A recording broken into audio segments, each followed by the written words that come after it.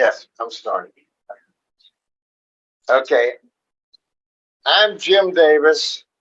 We got Jerry Hoffman over here, and we're the fashion presenters. And we have a IT social media expert, Ruchi, who you've seen walking around, and she's gonna present after we're done. But I am a little bit confused because I have an Exxon background, and I thought we were here to discuss oil platforms overseas. And this doesn't look like the right kind of audience for that at all. So we're going to have to pivot, the new word, right? Take notes. We put pens in. If you don't have, get it, because there's no syllabus. We're going to do Q&A at the end. So we'd like you, because neither Jerry and I can maintain our train of thought if you interrupt us with questions. We completely go berserk, and it's not good. So wait till the end to ask the questions. I'm being a little facetious, but you got to have a little fun doing this stuff. I want to tell you just a half a minute about SCORE. Many of you, anybody doesn't know anything about SCORE? Yeah, all right. SCORE is a national organization it's nonprofit. We are the mentoring partner of the SBA, which you hopefully have heard from, the Small Business Administration. We are a complete volunteer organization. We don't charge for virtually almost 99% of everything we do, including face-to-face mentoring, which you'll have the option to talk about, or our information will be up there and all that kind of stuff. So there's roughly 11,000 of us in the country that do this mentoring for SCORE. There's about 160 of us in the greater Houston area with lots of expertise. Jerry and I are like enigmas, one-offs, because we have a fashion retail background, and virtually everybody else has something else. I mean, they can be lawyers. In Houston, we got a lot of people with oil and gas. But you even do a national search, and you won't find that many people with a fashion retail background. He has over 40 years. I have over 40 years. We have a very different, but I'll introduce him in a few minutes. But when Ravi, are you about ready? I am. Okay. But we have we're in HCC facility, and since we're nonprofit and all of that kind of thing, they're kind enough to give us this facility, but I have to give him 5 minutes to do his pitch. Otherwise, they throw us out. Not able to. So, welcome to Houston College. My office is the Office of Innovation and Entrepreneurship. We encourage students to pursue entrepreneurship as a career choice. And we love our partnership with SCORE because they bring us business experts and mentors. And we truly believe in mentorship being one of the core services that we provide in our community. So, you see this little map here? There's over 40,000 HCC students that go through the college program every year. Almost 70% of them are still trying to figure out what to go into, etc. So, just out of curiosity, how many of you are HCC students already? Okay, so about 20% of this audience is HCC students. So the other 80%, there's a lot for you to learn about HCC. It operates about 70 buildings in Houston, 70. This is one of 70 buildings. Million-foot square footage. We are in Missouri City, to Katy, to Southeast, to all the way North Line, and acres owned, and it's spread out across the community. Central Campus, Southwest, which is this one of this, which known as Southwest, and then Once you go mute, you'll. It's funny hearing yourself. Yes, it is. So the idea there is we are a community college. We're open admissions, very affordable, 140 programs across the 70 buildings that we operate. Everything from fashion to medical to nurses to artificial intelligence. We have a bachelor's in AI that is the only in the state. So if you're interested in merging fashion and art and artificial intelligence, digital technology, we have a program for that. So consider it. Again, it's very affordable, and almost all of your classes transfers to a 4-year if you want to pursue a 4-year University of Houston. We're the largest transfer. We transfer the largest amount of students to University of Houston in the state. So we're really proud of this. My job is to create innovators. That's the end goal. And we do that by offering workshops, competitions, hackathons. You know what that is, hackathon? Hackathon is a rapid prototyping exercise that we do. We have something called maker spaces. We have about 4 of them across Houston. These are facilities with everything you can imagine, from 3D printers to laser cutters to wood milling machines to even the sewing machine. We have it all. That allows you to just quickly make something. We have one in Stafford, one in Central Campus, one at the Hayes Campus or Beltway 8 in Westheimer. Beltway 8, Westheimer, and I think it's Woolcrest. And then we have one on the southeast side.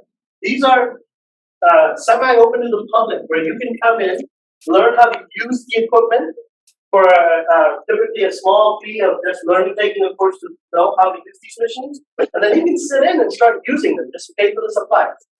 So should you want to fabricate, should you want to create a prototype of something, come use the spaces. It's all paid by tax dollars anyway, right? So that's the goal. And then we have student clubs, and ultimately we have access to the startup ecosystem. So when you talk about the Canon, the Ion from Rice, the WeWork, these are all spaces where they're also known as incubators. And then we also have other places where there are called accelerators, like the Halliburton Labs and some of the Johnson & Johnson labs. So these are all in Houston. The most people don't know about them because it's all kind of in pockets. Well, we kind of play the bridge between the two. If you're looking for fundraising, we have lots of programs. Something called Open for Business at HCC. That's for women entrepreneurs, promoting women to entrepreneurs. We have programs where we have business plan pitch competition, where you're paired with a score mentor to work on your business plan. To take that idea, turn it into a go-to-market plan, and then go seek loans or funding from the SBA and take action towards your business aspirations, right? So we have these things. Almost everything we do is free. There's very little cost, or $10 or $15 is the most we kind of charge for it. And the whole intent there is once you care about something, think about it, design on it, act and go make it, or do something and pursue the ownership. So I know there's a contact us slide somewhere. I'll leave with that. I'll pass it back to Jim. So let me see that here. Not a slide. So I'll have business cards on the table outside to be able to connect with me directly. And we certainly thank you for being here on a Saturday.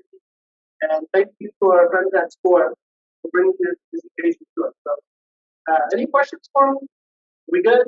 Ready to go? All right, well, back to the retail. Take it away. Thank you. Thank you, Ravi. My name is Jim. I'm going to introduce just for 2 seconds. My fashion background is all on what one would consider the corporate side, working for people like Federated, Representatives, and I my career in a place called Taylor, which most of the women would come. Where on the other hand, Mr. Hoffman, who made all the money, because you make a lot more money as an entrepreneur than you do in corporate service. But Mr. Hoffman ran his own business for pretty much his entire career. started in men's, transitioned to women, because figured out men's is this big, women's this big, and it makes a lot more. He's going to make a lot more money in women. So that's what he did, and he is a fashion guru in the true sense of the word, and an idea man behind your belief. So with that, Mr. Hoffman. That's a real nice introduction and what he was looking for with lunch. Question we ask them, question we ask you is, why would somebody buy your chocolate chip cookie when there's a bunch of them that are so grayed out? And most of them just, well, it's kind of delicious. My friends say they're great. That ain't good enough. Okay. So, you know, maybe put jalapeno in the chocolate chip cookie, right? That might sell, correct? If it's different. And the same thing that we want to get across to you on online clothing is you better be different or you're wasting your money. And we mentors, we have one goal: to make sure you don't invest your money in something that's not going to work. So we're pretty tough on talking about your money, okay? We worry about your money. So it's easy to start the business, but it's tough to be successful in the online clothing business. So you better be different. So one of the things you need is a fashion eye, and you can't teach that. You either have it or you don't have it. And so we won't even talk about that. It's just a natural ability. And you have to narrow your customer base down, and in any business, not just the clothing business, you have to have a niche, who your target customer. And basically, I think there's really two target customers that you can talk about. It's the 20-year-old to the 45-year-old, that young person, and then 45 and up, which is what we call the Missy customer. And the Missy customer is a customer who wears, she has to want to show her arms, so it has to have sleeves on it. And the young Missy customer, sleeveless is great. So, Carolina, you're wearing sleeveless, right? You're young, right? Okay. So, a clear and compelling message. We'll get into that. I don't want to bring it up. I want to do it through pictures. Okay. So, and you need a good business plan. So, who are you trying to sell? Who is your target customer? What are you going to offer them? Is it different than what you see online? You need to attack that with a business plan and understand where you're going for. Sourcing. Jim's going to talk about sourcing, so I won't, but that's what you need when you're running a business. And how are you going to sell it? How are you going to charge it? How are the numbers going to be? What kind of, are you going to have Square, Wix? Who are you going to have to collect the money? And this here should be in big bold letters. And I guess if Jim, Ruchi, and I talk all day long and you don't learn one thing, I just want you to at least end up with this one thing. Okay? There's nothing that we're going to say today. Ruchi's not smarter than me. Jim's not smarter than me. Okay? So there's one thing you're going to learn. It's inventory control. Now, what we mean by that, and particularly Tony and Phyllis, particularly they're opening up a brick and mortar store. That's danger, danger, danger. So we're going to try and help them as best. When we talk to new people, if you came to me tomorrow and said, Austin, I want to open up a brick and mortar store, I wouldn't allow it. I'd yell at you and I say, first do your online and then grow it into a brick and. But they already committed and so forth. So I'm going to yell at them now later. Okay. Okay. I haven't worked with them. I'm working with them, Richard. So what we mean by inventory, I've seen not 10, 20, 30, hundreds, maybe 150 people that went out of business because that's the signal that tells people this guy's uninteresting and get him out of here. Okay, so. Where's the hook? So, I wish it didn't do it while we're doing, well, maybe it is a good time. Yeah, hold on. No, What does that mean? Serious. It's a, yeah, there's a shelter in place alert that we're getting right now. Tell me what that means. A shelter in place. Hold on. Yeah. It's like a fire? Yeah.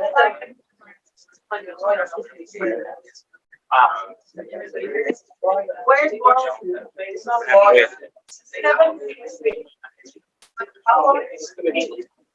Oh, it's not here, it's not here, but it could impact us.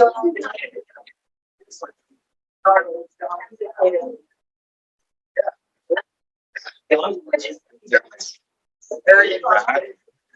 That's what's everywhere. But it's 4 and a half, 5 miles away. It's not here. It's 7 minutes. 2 miles. Yeah, that's it. Yeah, but it's. But the 5 people were there. It's right next to the house. We had to come pick her up because they couldn't get the car out of the garage. Yeah, yeah. Okay. It doesn't affect the HCC. Okay. Okay. I studied hard for this and now you're gonna kick me out. It's okay. Not a fact. Okay. So on a serious note, so many people have gone out of business, and particularly the brick and mortar stores, because they start with all their money. Let's just say they put in 50,000. They buy all this merchandise, 50,000. We didn't know what the customer's going to like what you have. So you always have to have some in reserve. So if everybody could do this for me in clothing business, you raise your left hand and you say, I promise that I will not overbuy when I start my company. Okay? I really mean it, okay? Please, you can be successful, but don't get carried away with merchandise, okay? And we'll talk more about it as we go in. So, John, if you could help me with the next slide. So we just talked about target customer. My business was to the missing customer, the 45 to 70. And so there's so many stupid dressmakers in this country. To this day, they're still stupid. Okay? The 45 to 70-year-old lady wants sleeves. Every dress I ever made, I made with 3/4 sleeve or long sleeve. And I had no competition. Because every dress looks fabulous, sleeveless. It's phenomenal. But what women want to wear is with at least 3/4 sleeve or sleeve. Okay? So if I don't know where your business is going to be, but if it's for Missy, she wants sleeves. She doesn't want to show her arms. Okay. So let's go. We basically talked about this. So let's go to the next slide. Okay. So Mint Julep is the name of a website. They don't do it today, but in my opinion, it's the single greatest website that I ever saw. And I told you I commented with Raj, and he and I, 92% of every website I can't stand, including famous companies. Too much words, too much garbage there. Nobody reads, okay? So but this website only had, just look at this. In 4 seconds, when you went on the landing page, it said, easy. Just think of it. Men don't buy, so just women. Easy return. I'm already comfortable, right? This company is easy returns. Free shipping. Wow, great. And in this particular case, this company did new arrivals daily. I suggest you think about this, and if you don't want to put this on your website, I would put it on the back of your business card. And you might say new arrivals monthly, or however you want, or you don't even have to use this one and do our fabrics are worn year round. I keep addressing Phyllis, because down here we need year-round fabrics.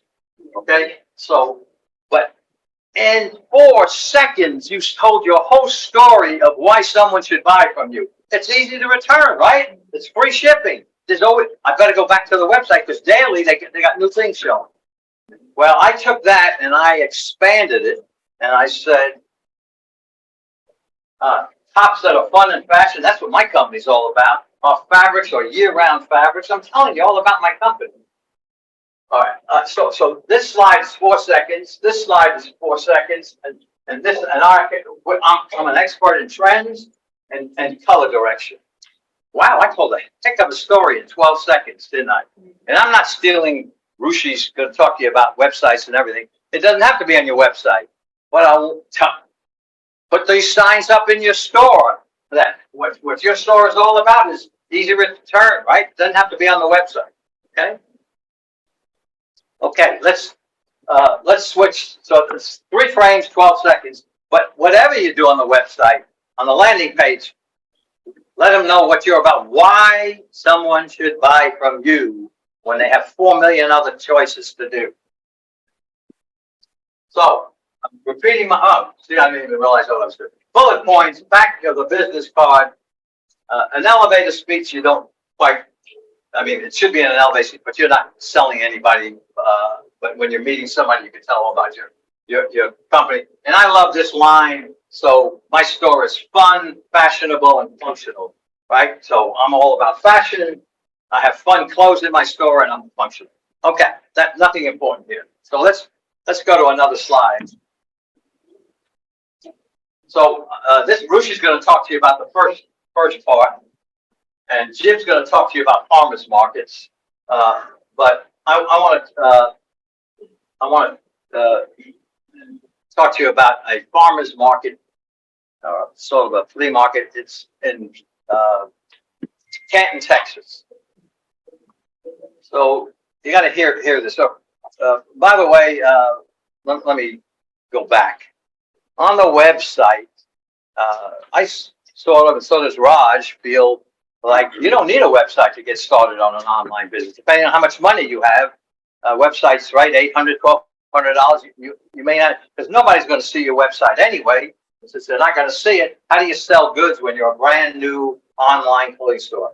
There's another way is to go to farmers markets and pop-up shops and fiesta kinds of places that you could sell your product to. So I'm not a big proponent, particularly if you're a little small and you only have $3,000 to start your company. Hey, let's go to these pop-up shops. So farmers markets. Jim's going to talk about lots of farmers markets, but later on in about a year or something afterwards, there's one in Canton, Texas, and it is the largest farmers market / flea market in the United States.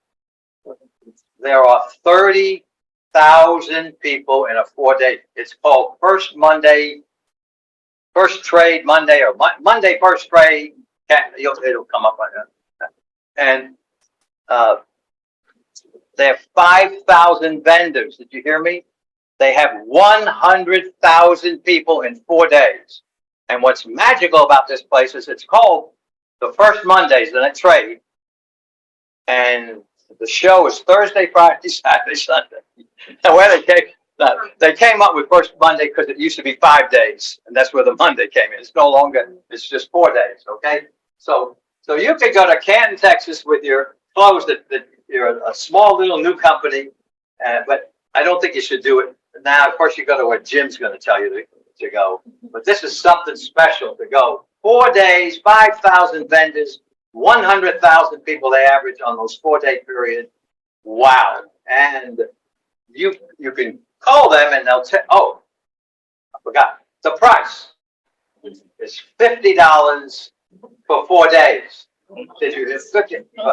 And so you'll call and they might say, well, I don't have a very good location. It's by the bathroom. That's the best place. There's more traffic down that aisle than any aisle. What? Yeah, it's okay. It's all right. I'll take the bathroom. In fact, just put me in the bathroom rather than in the booth, right? Okay. So let's let's go to I don't want to talk about that. So pop-up shops are, the only problem with pop-up shops, they could be expensive. So instead of going, you're going to talk about farmers markets. So, all right, let's go to the next.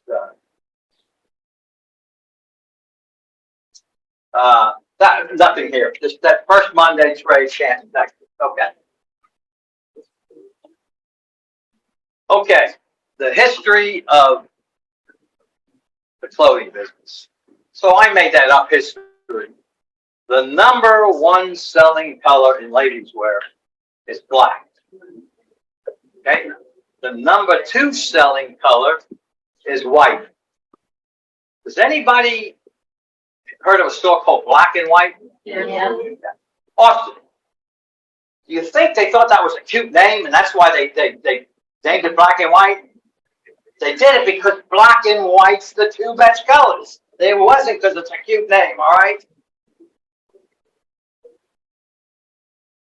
And this has nothing to do, this is just, I was in the older lady, 45 to 70 business.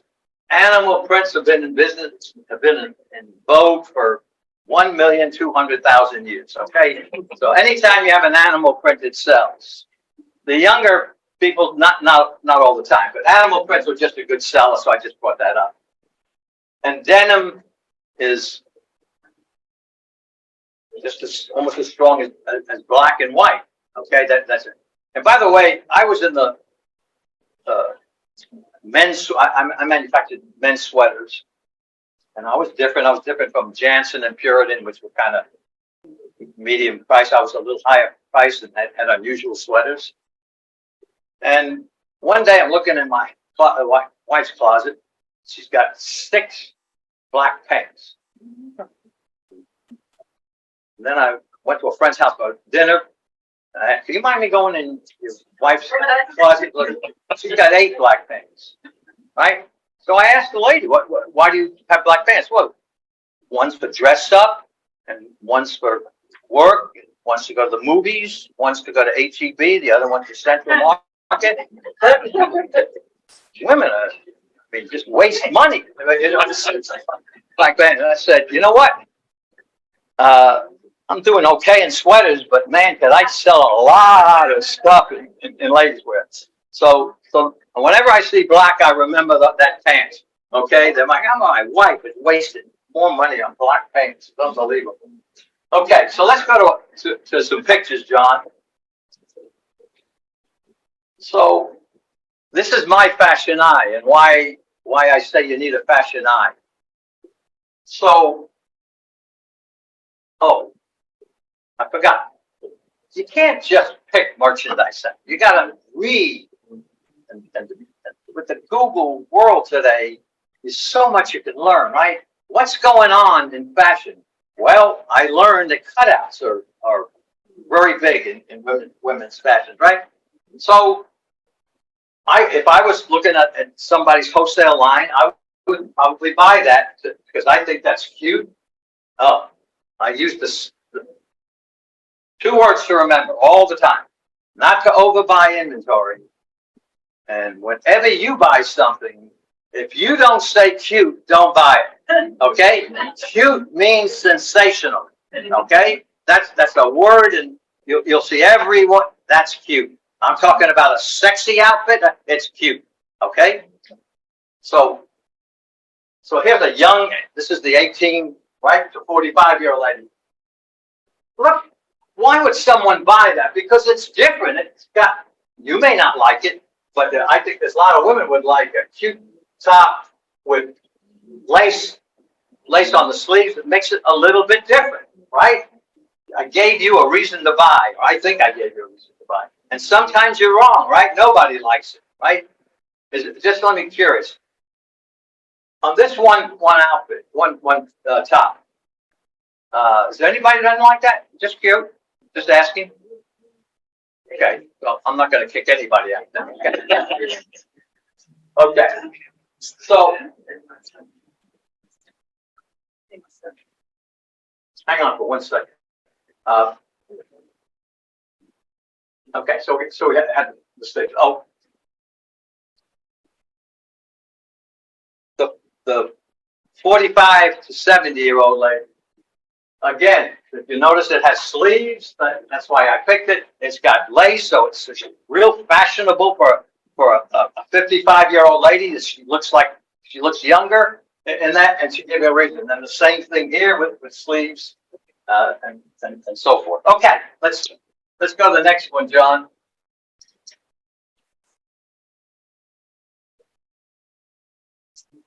You want to wake up, John? Don, you're waiting. Okay, so again, you see the measure. Look at that top blouse. It's asymmetrical. I think that's an exciting blouse. Look at these two blouses with sleeves on them, and you could almost get a 22-year-old maybe to wear this. But basically, the Mystic customer is going to buy this. Again, something with a little texture, something a little different. Okay, there's a reason to buy it. Look, I'm going to be hard with somebody that comes to me to get mentored. And some of you in this room here that I've worked with, and you show me your website. She's not here, so now I can talk about it. So there's a lady called, I have an account, and she shows me her website, and she's got one top, two pants, a hat, what else? A scarf, short, I think. And there's 9 different things. Who is she? What are we selling? What are we talking about? Don't start a business when you're going to do that. Okay. So this is an opinion, okay? But when I give an opinion, it's usually right. So it's not really an opinion, it's a fact. No. Rick, that's funny. You didn't laugh, but that. So now this is basic. This is the fact. Okay. My opinion is that I want you to do this. 80% of a woman's wardrobe is a top. So I'm going to be talking about. Some of you are going to invest $3,000. Some of you are going to invest 10 or 15. Those who are in the 10 and 15, you could do more than $1,000. But those of you who are going to start a business with just $3,000 or $4,000, $5,000, you need to focus and have a niche on one area. And if 80% of women's clothing in a wardrobe is that's a fact, is tops. Just think of your own wardrobe, everybody, okay? 80%. Then I think you should start, if you have that limited money, only with tops. And that's why I picked. If I was starting my company online, these are the kinds of things I would be putting on. Tops, tops, tops. And then I expand as I grow my business. The other thing that I strongly recommend, and I strongly recommend it to you, Phyllis, so you'll hear that later when we work. By the way, Austin, you should learn that you shouldn't sit up front because they get to pick on you. Never sit up front, okay? You're going to get picked on. Okay, so on tops, I want you to think about what was I aiming for on tops? I forgot where I lost my thought. You're picking on Phyllis. Oh, I know.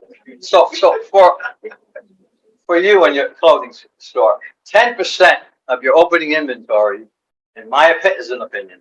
It's not fact. Is that you ought to have jewelry. And if you have an online store and you're starting with 10 or 15 or 20,000, you ought to have jewelry. Why do I say jewelry? Because later on I'm going to tell you about how much the average markup is. So I'm not going to tell you right now because I'm going to do it later. For clothing is 4 or 5 times more in jewelry. Costume jewelry. Costume jewelry, thank you, is 3 to 1, 4 to 1, 5 to 1. So something costs $7, you can get $28 all day long and $35. Okay, and one of the wonderful things about jewelry is you sort of never have to mark it down because it's not the wrong color because there's no colors really, and there's nothing wrong. But when you have pants, okay, and you're a size 2, 4. Okay. You're a 2. You're a size 2. Not every 2. You may, Calvin Klein may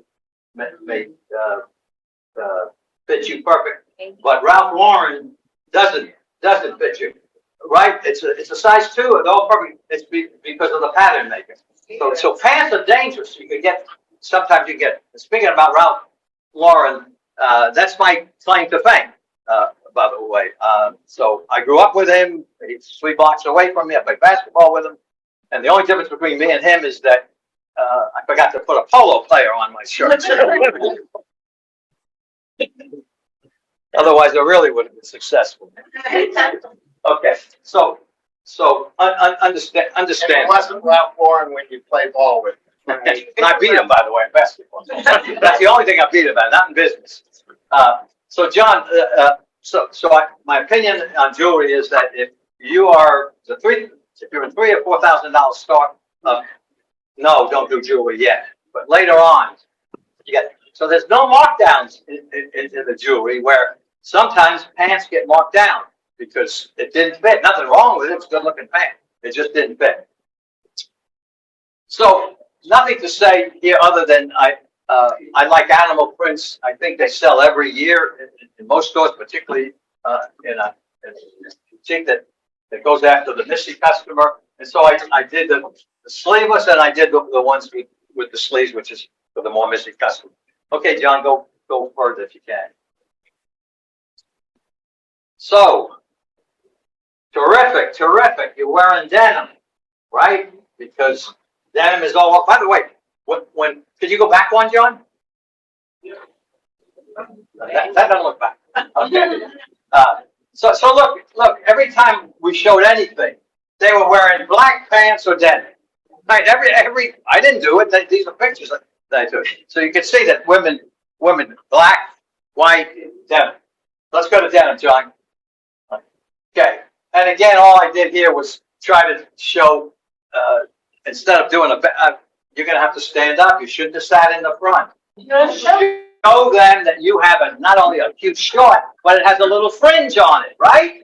Right? Carolina, just stand up and show everybody. It's a little bit different. There's no men here to look at you. Don't worry about it. And they're all old. So you see with the braiding on there. And so what I'm trying to tell you is denim is in, but she bought something because it was cute and it had a little fringe on it. Okay? Okay. So again, I love the ruffles here. I love the mixture of the two. Okay? Okay. So denim, black and white. So it doesn't mean you can't have other colors. All I'm saying is we'll talk about how to balance it out in your presentation. So okay, let's go to the next thing. So I purposely did this for a reason. Down here in Southwest Texas, Arkansas, Louisiana, Mississippi, women only wear basically only wear bright colors. If you went to New York and wore that on the streets, they knew you from the South, right? Because I once said, this is a true story. I once sent my sister 5 outfits, 5 free, right? Sent them all back. Do you have anything in black or gray? That's what she wrote me back. I sent her 5 free outfits. Do you have anything in black or gray? Unbelievable, right? So anyway, down here, brights are good. So that's the reason I showed you this. And is there anybody who doesn't love the left blouse and the right blouse and Meridina or how could Mardana? Stand up and look at what a great blouse she has. Right, bright, and different than an animal print. I didn't make you wear that. It just came that way. Okay.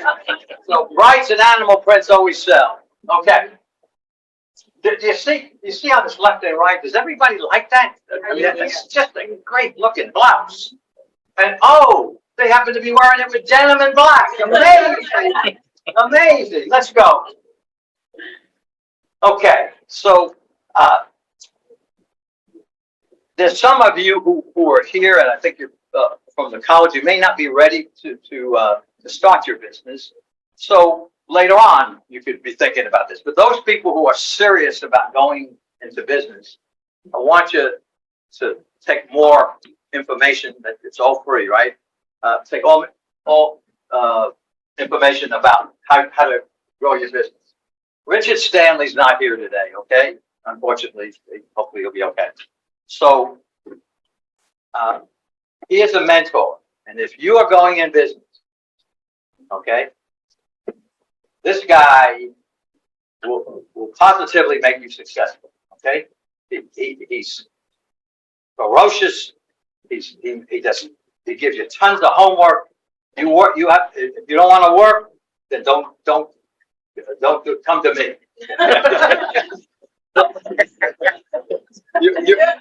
You want him. This guy's phenomenal at organizing you and doing everything in a way that'll help you go in business. So he's not here, so it's tough for you to decide to go take him on. But I strongly recommend, as one of the mentors, that you might consider to get more information. And sometimes he co-mentors with people, and he invited me to co-mentor with Tony. See that? I didn't mention Phyllis. So this guy here, he's the puppy dog and the bear, and he's the most loyal guy you'll ever have. And he has a client that she for the last 3 years he sees her or talks to her on the phone every 2 weeks, every month, if it's or sometimes 2 days in a row, because he wants to make sure you're successful. She's built it up to over $1 million, and he's your loyal guy. Okay, and then if you want to have fun, you come to me. Yeah, right? May not be successful, but you know.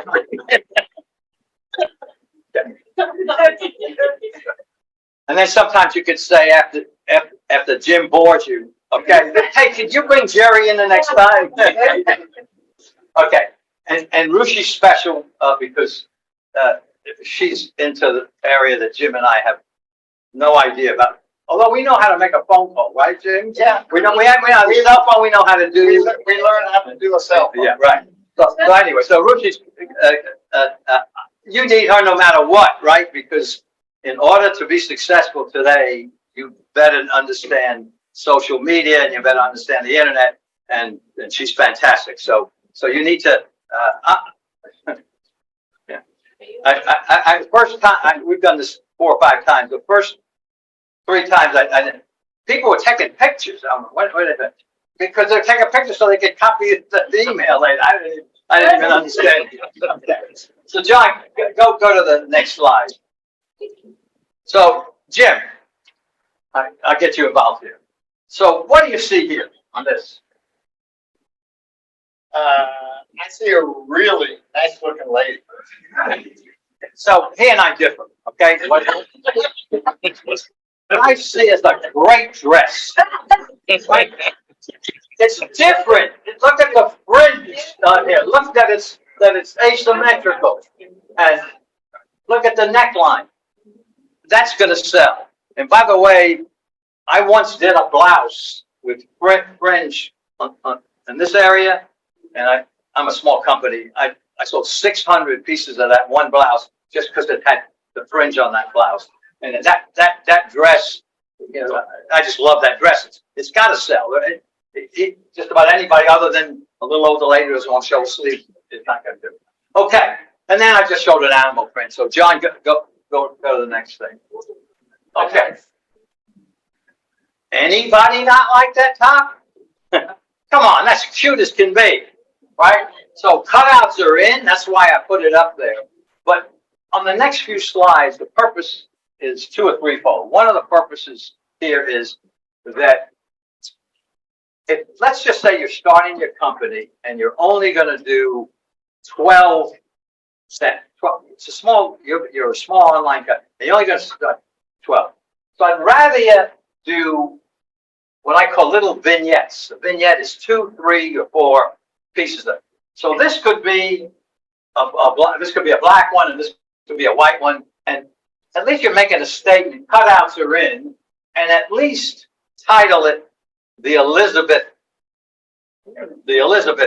blouses, or title it what it is, cutouts. Okay, so the message I'm giving you is to have titles on things, and my message is do two of whatever's trendy or what you think is in stock. So let's go to the next slide. So same thing here. I picked what I thought was what my fashion eyes said. These are cute little tops. Oh, they're wearing with denim. Knew that was right. Okay. So cutouts and denim. Okay. Cutouts and black. Okay. I thought you were raising your hand, John, for a question. Okay. Oh my God. John brought his wife, and I don't like you hearing me. Oh, okay. All right. Okay. So fringe is in, right? So I just took a couple of what I thought were unusual blouses in the fringe. Okay, let's go next. Okay, so I didn't make this up. I did research, and I found out that next season mixed prints are in. And before I can talk about mixed prints, how many people know what the color of the year is? Spring. Anybody?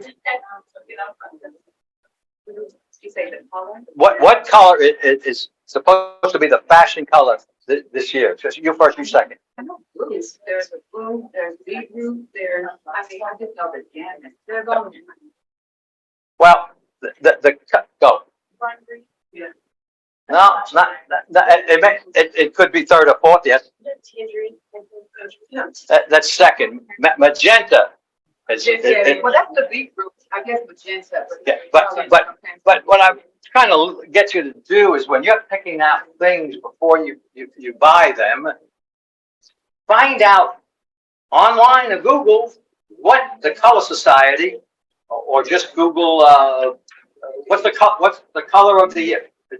Oh, what's the color of the year for fall 2023? Yeah, obviously nobody's looked at. So I'm going to tell you. Wow, good for you. Bingo, but it happens to be 5 colors, but that's one of them. Brights for next fall are going to be big. So they talk about fiery orange, fuchsia #1, fiery orange, blazing yellow, red, and I forgot the 5th color. Anyway, it's brights, right? Which is what I used to do. I don't think I'll tell that story. Okay. Okay. So I learned online that mixed prints were in. So I picked a very subtle mixed print and a brighter mixed print and a mixed print. Okay. So I purposely picked this. If there's anybody here who likes this, I think you ought to leave. That's bad, man. Okay, now you could like it, but I purposely picked it because I thought it was ugly as could be. So anyway, okay, that's pretty funny, Jim. Okay, okay. So another thing that's happening is Ruchi, right? So I picked that, and we can go on. John, I'm just telling you that. And so this one I love. I didn't know this. Right, I did my research. I found out that psychedelic prints are in, and so I particularly love these two here. But anyway, they're different, and maybe when you're starting an online company and you only have 12 things you could do, well, maybe you don't take a chance and do a site because you gamble. That's a gamble, right? This may or may not sell. Some of the other things I've shown you, like the cutouts, there's a good chance you got to sell, right? But this one, maybe not. Okay. So color blocking, anytime color blocks just sort of year after year, it's just your taste level and how you do it, okay? But you can see how they mix the stripes so nicely. I love this one, just my personal opinion. Okay, nothing to talk about here. So remember, I kept emphasizing, put something up there. Call it the Mary collection. Call it something. I call it the magic of color. And what's so nice about this, particularly for next fall, is the bright colors.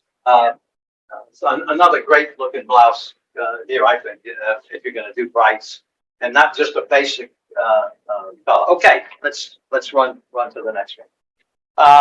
Ruffles, I think, are kind of slowing down, so let's go on, John. Okay, this is what I mean when you come to us for advice, and you come and you say, I love this. Austin, you should just that. Oh, this is a dumbass stripe he's wearing. Okay, it's just plain horizontal stripe, right? And in women's, but it's for men's wear, it's okay. So okay. So look at this. If you're gonna do a stripe, do something different, okay? So look at the mixture of the stripes in the arm and so forth. So that's what I mean when try to be different when you pick it. Give a customer a reason to buy. Okay, we want you to be successful.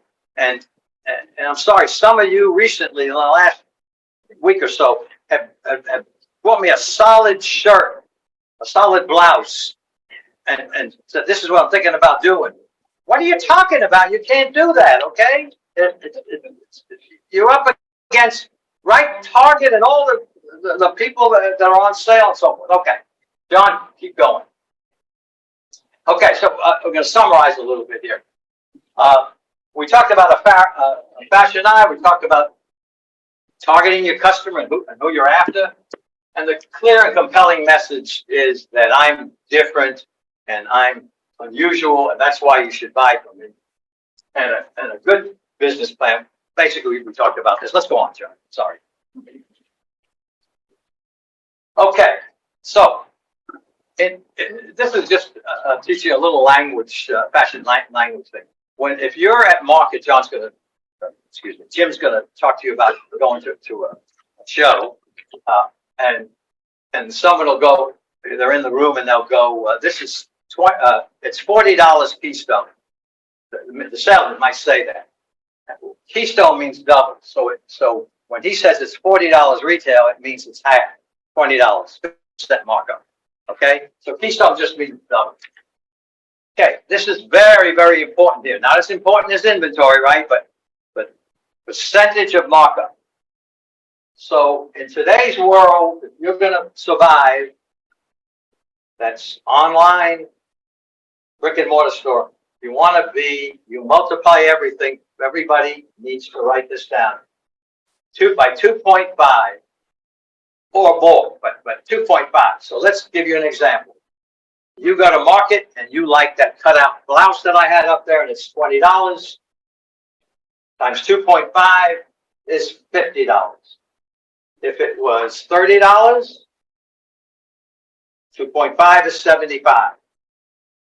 Let's do $15. If something is $15, it's 22.50 something. Very good. So, but let's do $16. So $16 is 40 retail, right? 2.5 is 40. So I'm old school. I don't think Jim agrees with me on this one. I think you should market 39. Anything under 40, under 50, I like that. The new stuff going on in the world today is that you market 40. Either way, you want to be 39 or 40. But let's do $17. $17 is 34 and 850 is 42.50. Okay, I didn't want to do that one. Let me think of another one. It's 14, 28, 7, 31. 13, 20. Use your head as to, it doesn't have to be exactly $40, right? You could if something looks sharper than there's a couple of things I showed you that I just love, and instead of 2.5, and it came out to 40, I'd probably market 42.50 because it looks 42.50, and then sometimes it doesn't quite. You know what? Instead of 42.39, so use your mind. But the rule of thumb is you better be averaging 2.5. Okay, everybody understand that? And make sure you're still competitive. So what that means is research, looking at other lines. Red Dress is the name of a company. Mint Julep. Just look at competitors and see what their blouses and their tops are selling, or whatever it is that you're selling, so that you're pricing yourself correctly. So, well, not yet, John. Back. So, I want to talk about markdowns. So, certain things don't sell, right? So you want to mark it down. Oh, I didn't mention this. Back to the 2.5 markup that I said you multiply to. That's a 60% markup, and let me tell you how you come to that. Let's use the $20 one. $20 times 2.5 is 50. So you take the retail price, write it down. Take the retail price minus the cost, which is 20. That's $30, and divide it by the retail price, 50. 50 into $30 is 60. 60% markup. So that when you mark anything 2.5, you're always getting 60% markup. So now I'm going to go back to markdowns. So when you have a markdown and you go, I think I'll take 10% off. That ain't going to work, people, okay? There's so much going on with Dillard's, Macy's, and all those big jerks that I can't stand. I never sold a big store, by the way. I didn't like them. So anyway, you have a markdown, and you marked it down 40%. So 40% off of $50 is $20. It's now reduced 20, so it's now $30. And you only pay 20 for it. You're still making $10. If you mark it down 50%, it's now $25. You only pay 20. You're still making money. So don't be scared to mark down things 40%, 50. I don't want to take away from Jim's speech, but what you want to do is get back. The purpose of a markdown is to get rid of merchandise that's not selling. For some reason, they didn't like that cutout that we bought, right? So they didn't want, whatever it is, they didn't buy. So the purpose of a markdown is to get your money back so you can buy new, fresh, exciting merchandise. And what's so exciting is that you can get it back pretty easily because you got a 60% markup in the first place. So this is probably addressed more. Sorry to pick on you, Phyllis, but I'm doing that. We don't have to work with Richard. So this, I'm proud of this. I was always semi-honest salesman, okay? And so I've helped at least 30 retailers do this. This sale works every time. But before I tell you, remind me about 1, 2, 3. Okay, that's your job. 1, 2, 3. Okay. I'm glad I got a job because you've taken up not only all your time, you get to pay that. Yeah, and that's a good thing. Okay, so I'll rush through the rest. Okay, so I came up with this idea that you might want to do in the future. You know how you do sales and online you go 25% off or whatever. Okay, listen to this one. He introduced me that I have ideas. So bring in any of your ex-boyfriend's or husband's shirt and get 25% off. That's not an exciting sale. I don't know what is. Everybody hates their ex-boyfriend and their husband. Hey, I could get a 25% discount by bringing in one of his stupid shirts, right? Anyway, whoops, I did it again. Okay, we all can go home now. We're done. Good speech. Okay, so back to markdowns, everybody. So it's easy to mark down this, but this idea I gave to at least 30, 35 retailers when you have a lot of merchandise and you're stuck and you want to get rid of it, you're just a small store. You're just a small online store. You don't get hit on. So buy any, this is something you really should take down for a future sale a year from now, 2 years from now. Buy any one garment, 40% off. Buy any 2 garments, 50% off each. Buy any 3 garments, 60% off each. And you're going to end up averaging in the middle, which is 50% off. And remember, we have a 60% markup. So we even made money. But because you don't have enough traffic, you want to sell in 2s and 3s. How do you get them to do that? You got to be stupid not to buy 3 at 60% off instead of 40% off. Or a better way is maybe even 30% off for 1, 50% off for 2. Okay, you got the germ of the idea. Okay, all right. So I was told to hurry up and how many of you would rather me go on and not have Jim speak? Okay, let's go to the next one. Okay, so those people who only have $3,000, you still can go in business. Okay, for $3,000, you could be in business. So if your average cost is $20, most companies, when you're that low a price, when you're buying something that low, they force you to buy 6s. Never buy from any company that says my minimums are 12, 10, whatever. Never. It gets to be the most beautiful thing in the world. 6 is the most you ever buy. So, because you just don't know how good looking it is, it still may not sell. So 120 pieces, if we decided to start with 12 styles, it would be $1,440. If it was $30 cost of the item, and you had to buy 6s, so it's 180 times 10, so it's $1,800. I'm going to skip for a second. The boxes, you got to pay for boxes, so that's $200, and you're going to set aside $560 for advertising. So you got 14, 32, 40, 42.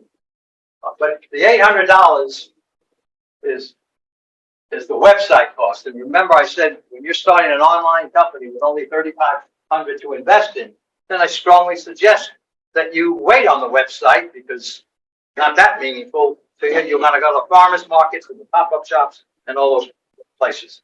So everybody say wholesale cost. Yeah, good question. No, the website. Oh, you have to talk to Ruchi about that question. Okay. I don't even know how to spell website. Never mind. Okay. Let's go to the next one, John, because he's rushing. But does everybody basically understand that concept? Yes. Okay, very good. Okay, so when you all go to market, or if not to market, you're looking online to buy. I'm going to buy 12 styles, 18 styles, 20, whatever styles you're going to buy. You need to make a list of, organize yourself so you by style. So we talked about small people, 3,500. By style is going to be all tops, right?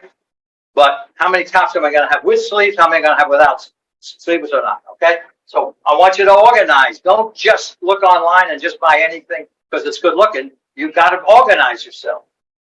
And by size, most people might give you, if you got to buy 6s and you're after this more of an 18 to 30-year-old customer, you might want to buy 2 small, 2 medium, 1 large, 1 extra large, or if they make extra smalls, you'll pick it out, okay? But you want to know by size what you're thinking about buying. But you're going to have to buy 6 pieces usually.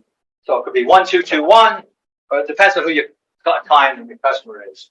And by color, so you need, when you go to market,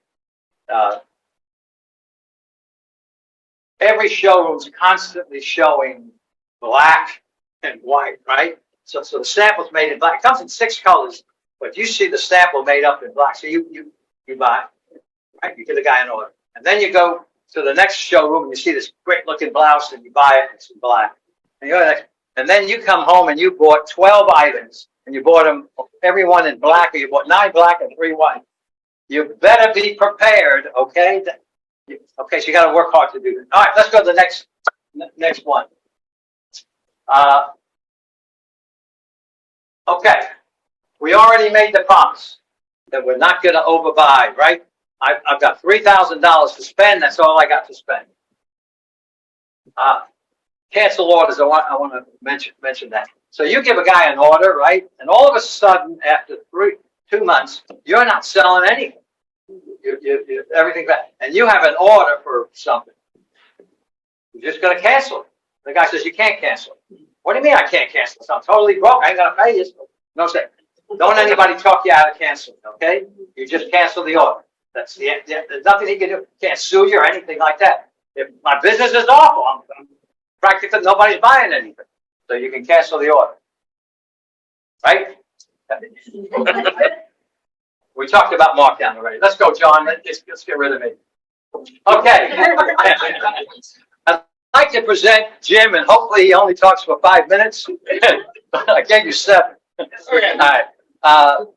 This guy knows the other end of the business, which is the retail end. I was in the wholesale. I thank everybody for your great attention, and I hope. Okay, I told you I was on the corporate side, Federated, Macy's, the Limited, and Ann Taylor. The last almost 18 years, 17 years plus was at Ann Taylor, and I was in charge of product development, which is the design side, and for half of that period, also the sourcing side.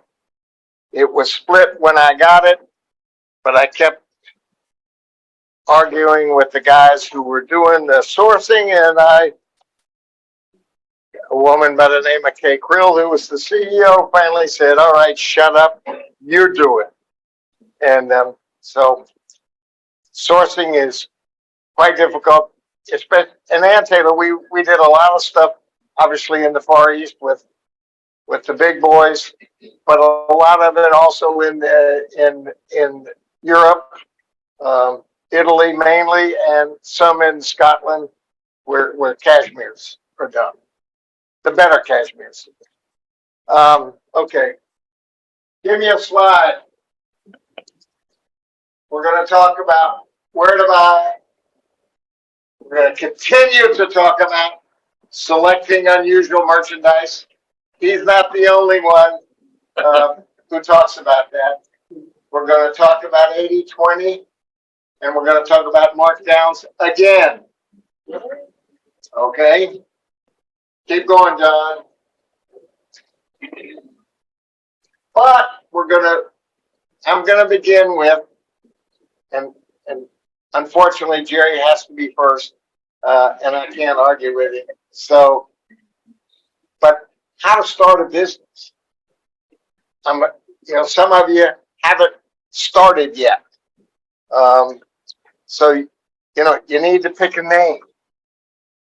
And I'm strongly going to recommend that you pick a name that has something to do with what you're going to do. It's easy to say, I'll use example, Exxon.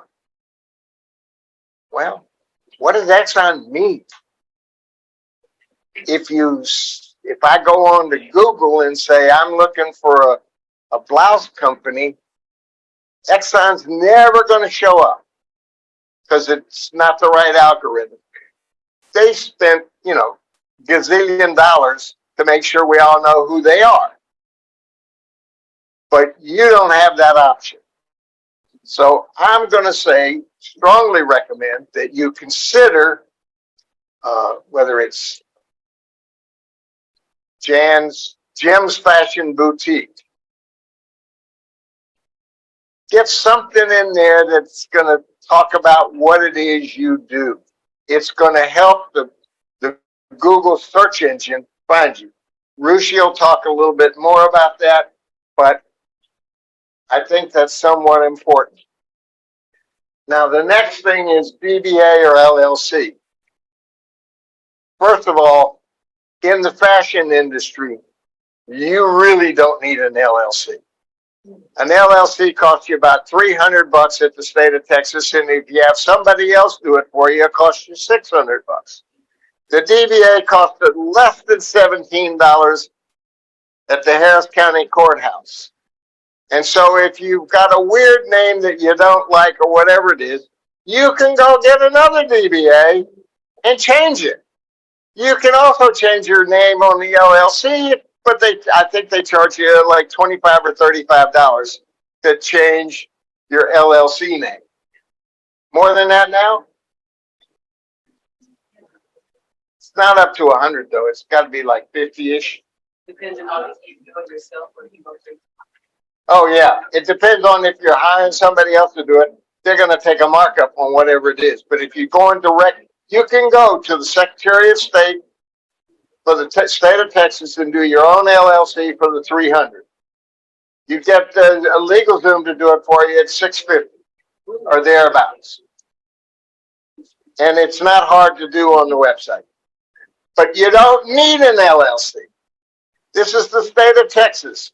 There is something, if you don't know about it, you should know. We have what are called the homestead laws. And you can Google that, and it'll tell you nobody can take your car, nobody can take your house, nobody can take the tools of your trade. And there are dollar amounts, and they're fairly significant dollar amounts, that you do not need to get an LLC. And the LLC has nothing to do with taxes, by the way. It is only a state of Texas kind of situation.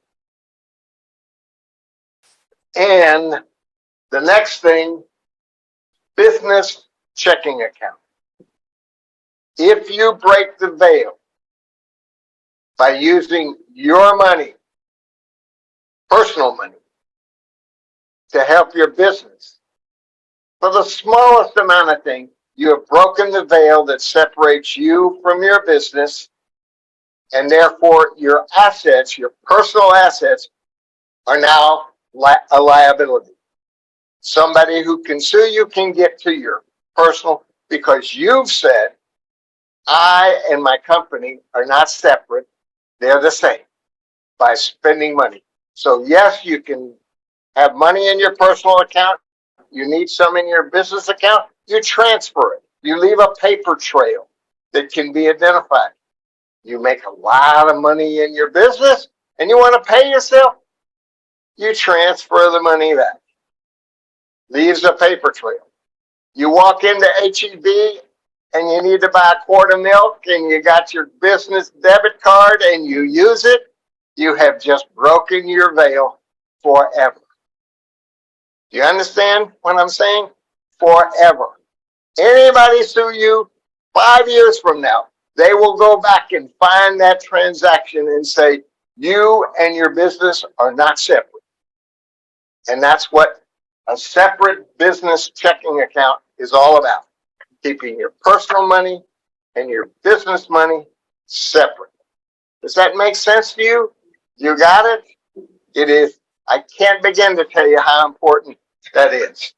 Now, you're going to be in the garment business. You're not putting lotions or soaps on people's faces or food in their stomach. So your potential for liability in suits is rather small. People don't go buy a top online or whatever it is and go back and sue them because it wasn't right or it faded or they put it in the wash with hot water and not cold. And they go, it's the amount of money is not worth it. You can't even file a lawsuit.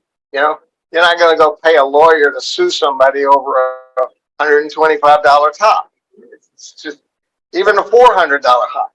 I mean, lawyer's going to want $2,500 to $5,000 just to talk to you. So it's not a big issue there. You can get an EIN from the IRS. It's free. If you don't have employees for a while, you don't need an EIN. You don't have to do that. You need an EIN employee identification number, which is what that stands for. You need that if you're going to have people on your payroll, because you're going to have to withhold taxes and all that kind of stuff from people that work for you. But if you don't have them, you don't need an EIN until you end up getting so big you have to start hiring people. Okay? State sales tax ID from the state of Texas. You Google it. They tell you exactly where to go and how to get your ID. It's not hard, but you will have to collect sales tax. And then I'm going to strongly talk about insurance. Even though nobody's probably ever going to sue you and you're online, so you don't have, except for you two guys with a brick and mortar, I come in, I trip and fall, and I break my leg, and I'm suing you for $28 million. Because I'm never going to work again if I can even get half of it. So you want to have, but in that ridiculous hypothetical situation, what you want is you want your insurance company and their lawyers to be in court for you. They're there to protect their interests because they don't want to have to do the payout. And that's what the insurance is. That's what insurance is all about, is helping you protect yourself from the off situations. Most of us don't have too many wrecks. Most of us don't have to fix our cars like that and all that kind of stuff, or have a house burned down, so forth and so on. But you got to have a contingency plan, because if it does, it's rather expensive. That's what insurance is all about. This last one, I could talk the whole rest of the day. If you don't have a partner, stay that way.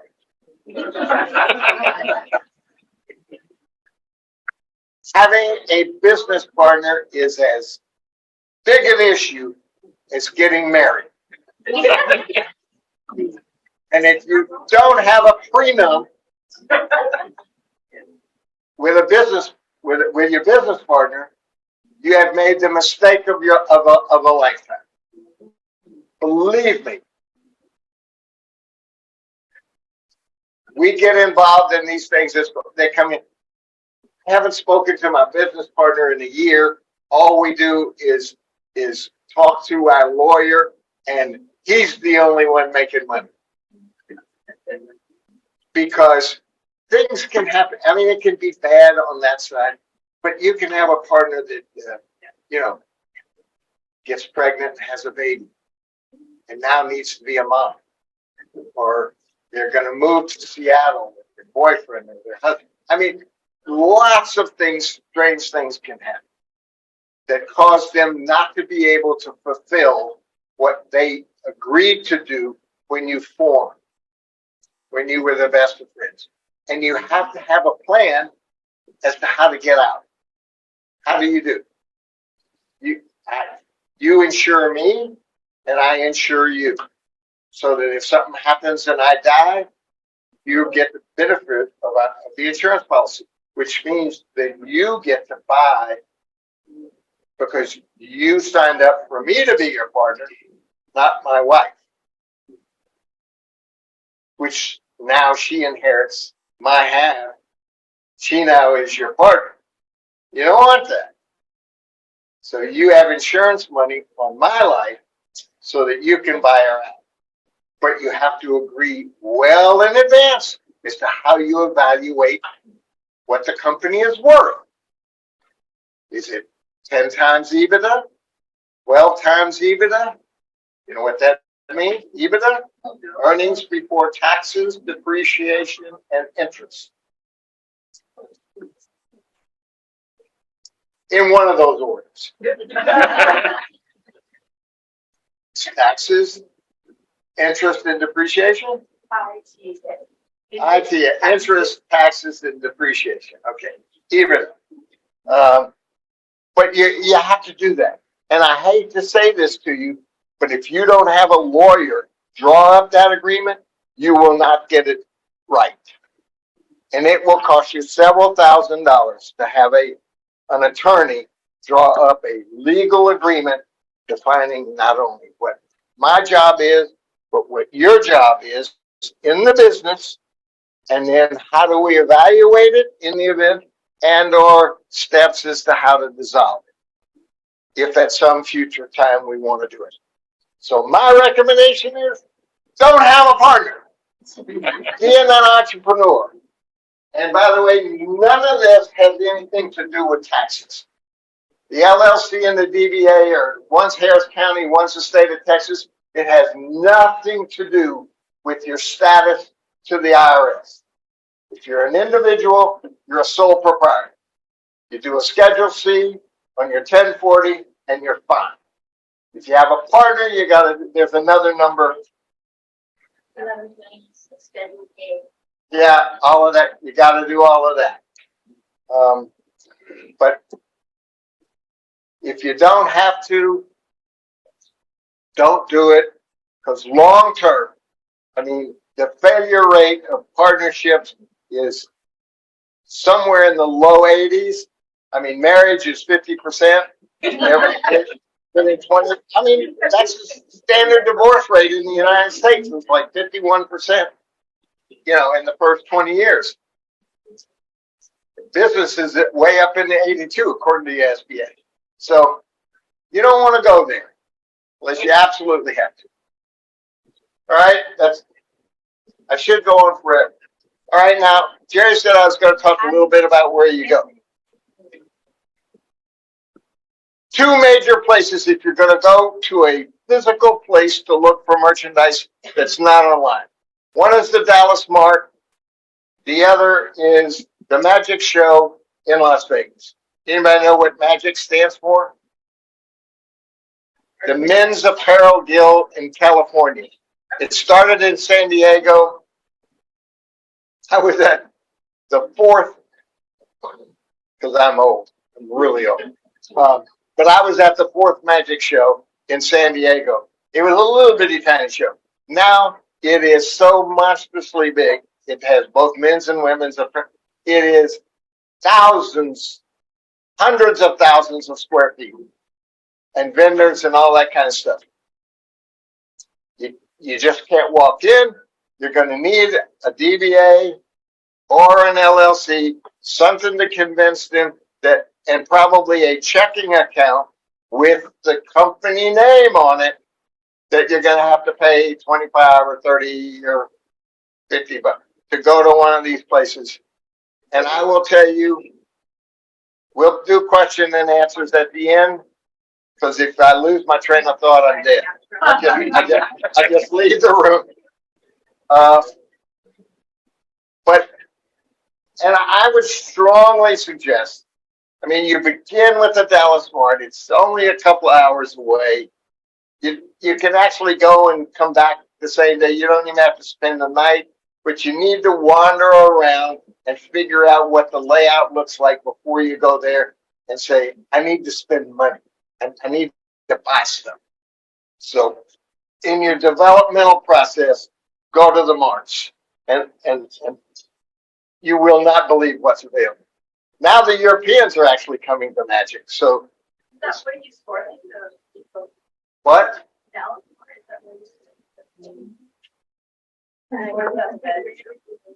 No, the Dallas Mart, they have an apparel. Yeah.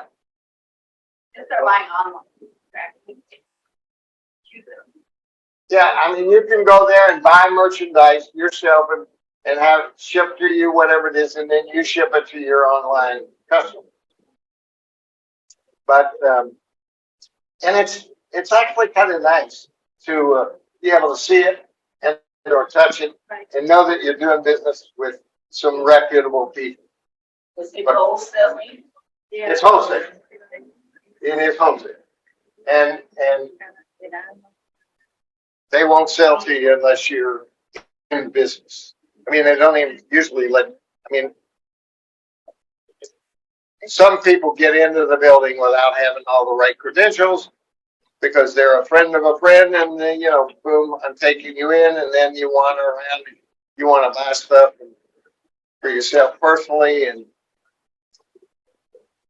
you don't have an LLC or any of those kinds of things. Okay. Now, print T-shirts. Lots of people like to do T-shirts business,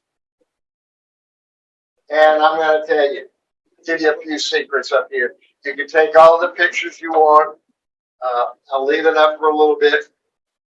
There's a couple of guys there that these first two guys up here, they do everything. They'll print the T-shirt, they'll package it, they'll put it in plastic, they'll ship it to wherever you want. You want it shipped directly to the customer. They do all that kind of stuff, but they're not cheap. $17, $18 a pop. That means the T-shirt's got to be based on Jerry's formula. You're going to be up there in Armani's price point for a T-shirt. Okay, and that's probably not wise. However, these guys and TNT do pretty much the same thing, and I would strongly recommend them. TNT, and actually it's caught in customs. I screwed up the slide because I told you I barely know how to do that. But those two guys do the same thing. They package, they label, they'll put a hang tag on it, they'll put your label in it. They do all kinds of stuff, and they're down in the 11, 12, 13. And their minimums are quite reasonable.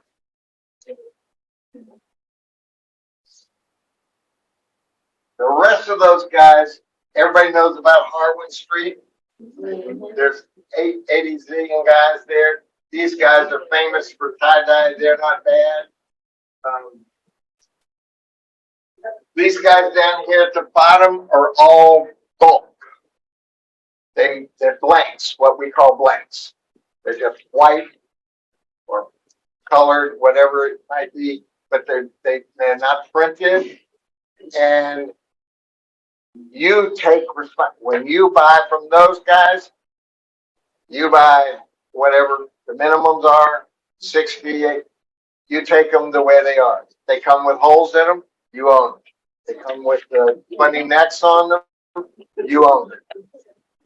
Which is the advantage of using some of the other guys who are also the printer, because they're going to print on quality stock. Okay? And they have to take care of that stuff. All right? This is the best. Gildan is the best bulk guy, and that's the best style number from them. I mean, I think they're in LA. But they also have an office in New York, but they're the best bulk. But if you're in the beginning part, and I forgot to say this much earlier, when we were doing the LLC and all that stuff, the definition of starting your business is not a DBA, it's not an LLC, it's not a bank account. It's that you have made a sale to a non-family member, not your brother-in-law, not the best friend of your whatever. You've made a sale to a customer who you don't know. Then your business has started. But you can have all that other stuff, but if you haven't made that sale yet, you are not yet started. Okay? Sorry. Next. Now these guys, this is for merchandise other than t-shirts.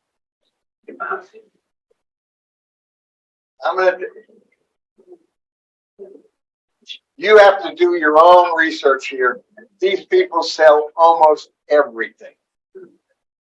And the one thing I want to tell you is that when you decide to go look at the stuff on their websites, it looks fabulous. And that's because they've used the original photographs from the original company who did it. Could have been Ralph Lauren, could have been Armani, it could have been anybody. And they have knocked it off by the absolute smallest quantity you can in a few items, because I mean, I have personally put my hands on tons of stuff from these guys and these guys, and I don't think I would let you wear one of those.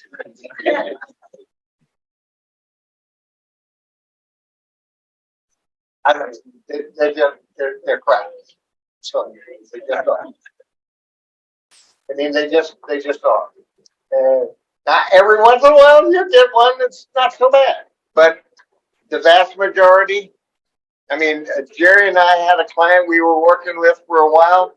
I mean, she was doing $80,000, $90,000, $100,000 a month using these guys. But their customers finally figured out what was going on and how much returns they got. And I mean, she's now totally transitioned into a whole different other kind of business, because the party didn't last but about 6 months till everybody figured out that the merchandise they were getting was terrible, terrible. All right. Alibaba Express is pretty good. Dealing with the Far East, you know, because Alibaba's Chinese in China, and the Expresses, they're pretty good. But again, test a little bit before you commit to some serious quantity. Next, John. Well, Jerry talked about it, and it is so important that I'm talking about it too. It is, he said, don't overbuy. I'm telling you, manage your inventory. It is life and death of the business. And and what is that 80-20 concept? Doesn't matter. Macy's, Ann Taylor, anybody out there. 80% of your business is coming from 20% of your inventory. It varies a couple of percentage points up and down here and there, but converse is also true. Because if 20% of your inventory is producing 80% of your business, that means 80% of your inventory is only producing 20% of your business. So no matter how you have culled the merchandise down and picked all those great tops that Jerry just showed you up there, there are dogs in there. And your customer's going to find them, and they're not going to buy them. I don't know why. You never know why. They're not your children. You don't own them. I mean, you own them physically, but you got to shoot them quickly, and that's where the aggressive markdowns, because you got to turn it back into cash so you can go back and roll the dice again. Because if anybody knew there was, if anybody knew there was a way to predict it, they would have done it, and they would make guys like Elon Musk look like they were dead broke. I mean, if I could figure that out, I would own the world, the entire world. I would be king of planet Earth, because I never made a mistake. I could buy and the customer would buy everything that I told them to buy, but they don't do that. So they will, no matter how great you edit it down to what you think is perfect. Not now. We have Q&A coming. See, and I lose my. No matter how well you edit it down, you will never be perfect. And I can't tell you, I mean, I ran some big businesses, Jerry, and every once in a while we just make, it doesn't happen. I mean, weird stuff happens. Russia invades the UK. Pandemic, we just had one. I mean, first one, in my lifetime, but we've had plenty of up and down cycles with depression and money tight and nobody's spending any money. And it's just awful.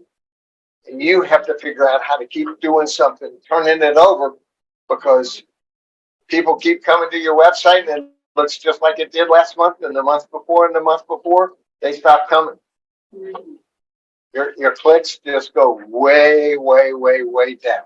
So you've got to keep trying, and it can be expensive because you have to take photographs. You're an online business without decent photographs, without those kind of great pictures. How does somebody know what to do? Can't, now the phones today, I have to admit, with these super high pixels, you can take some pretty great pictures with a cell phone. Getting them from the phone to your website and uploading it and all of that stuff, you gotta be a lot smarter than me. Okay? But keeping that inventory in line is the life and death of your business. And almost everybody goes out of business. And believe me, 80% go out of business. It's because they've spent too much money and they can't, and it's hard to take those initial markdowns. I differ from Jerry. I think your first markdown has to be 40 off. You want to move it and move it quick. Because if you dilly-dally here, then you got to go to the next one, then you got to go to the third one. Now you're down to only making $5 or $6 or $7, and you want to make that first markdown at 40 on a $60 item. Boom, boom, and you're still going to make some money. So, and a lot of big retail companies you've figured out. I mean, they're not doing 25% off anymore. They're starting at 30 and 40. And sometimes even 50, right off the bat. And that's because it does move the stuff. Okay? But this will kill you. This is life and death in the business. Jerry said it in his way. I'm saying it in mine, and it is the gospel, according to Jim and Jerry. Next, John, we're going over. And again, taking markdowns. Timely. You've got 80% of your inventory is only producing 20% of your business. You got to change. You got to keep getting rid of that stuff. And you look at it and you go, God, nobody would not like this stuff, but it won't sell. It's not selling. And you'll know almost instantly when you put stuff up online, the good stuff just flies the first week, and the not so great stuff sits there and stares at you. So hit it hard. Get your cash back and go try again. And if use that magical thing that no one can teach you. It's the eye. And if you're going to be successful in the fashion business, somebody has to have the eye. Hopefully it's you, the owner. But if it turns out that it's your partner or your life's partner who can look and go, that's good too. All right. I think that's kind of it. Again, a few more unusual tops. I didn't do as many as Jerry did, but I think that's it. John, one more? Oh, yeah. More. Yeah, two more. That's it. You get a bathroom, quick break, get a water if you need it. This woman is exceptionally smart. She is an undergraduate engineer, MBA from Notre Dame, and is a PhD candidate to some fancy school, I don't know, in Florida. Very fancy. So she is super smart, and she knows all about this stuff. And notice that even Raj has come in to hear what she has to say because we are all very impressed with what she does. Ruchi, it's all yours. Thank you, Jim.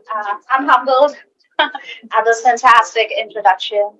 But this is not about me, this is about you. So I'm not going to take much of your time talking about myself. One quick disclaimer, I have a broken heel. So if I trip, I usually like to, walk around, but I'll keep myself confined to one area as far as possible. A little louder, please. Yeah. Louder? Oh my goodness. Really? How is it now? Better? Okay. Awesome. So good to see you all from here. Very lovely crowd, very colorful crowd. So happy to be here with all of you today. Was that for me? No. Okay. A lot of you here are just getting started, right? Some of you here are still dreaming of opening your own fashion business.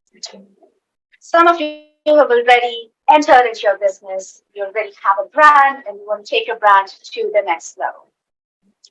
My presentation is going to be speaking to each one of you, no matter what category you're in, okay?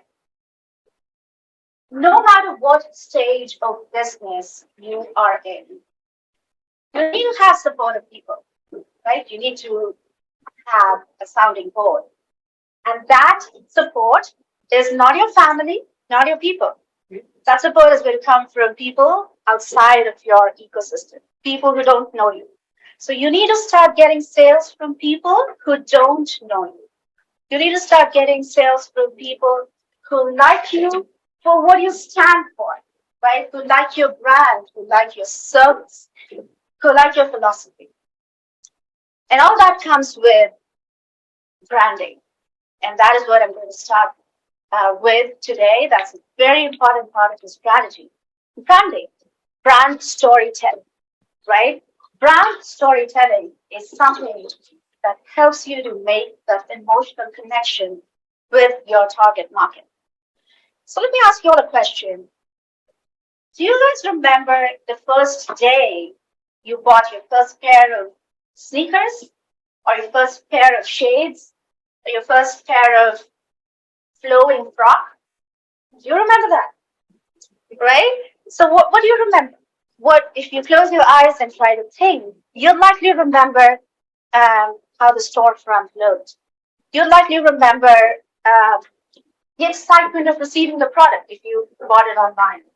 You'll likely remember the anticipation of trying it with another outfit, right? So it's the experience. It's the experience that matters, right? And that experience, that emotional connection is something that your customers are going to have with your brand, right? So you are now on the other side of the aisle, and you need to give that experience to your target customer, and that is what brand storytelling is all about, right? So let me take you to the first slide.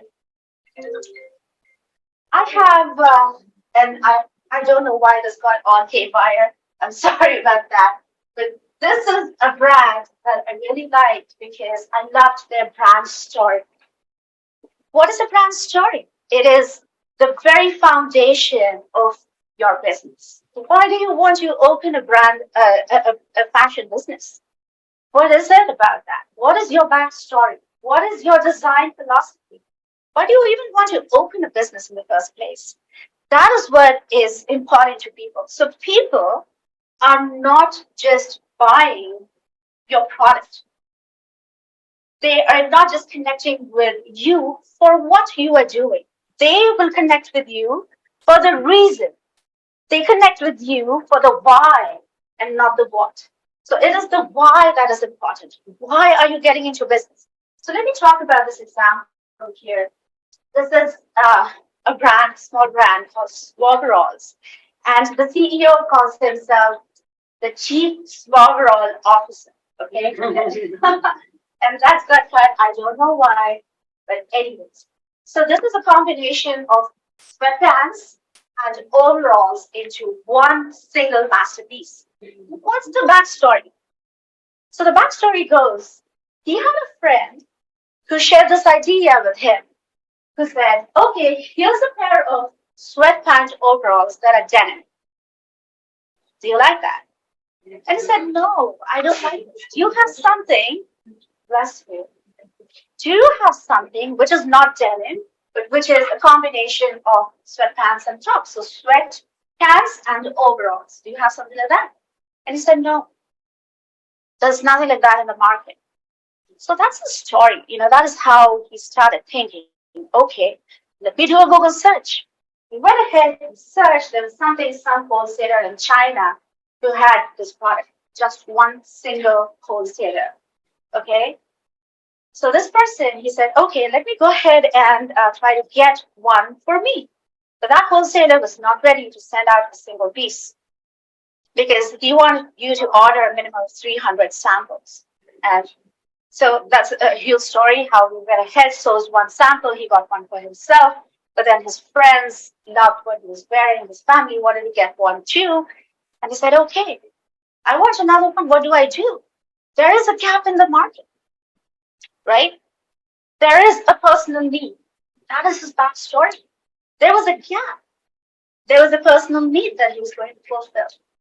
That story makes a connection with people.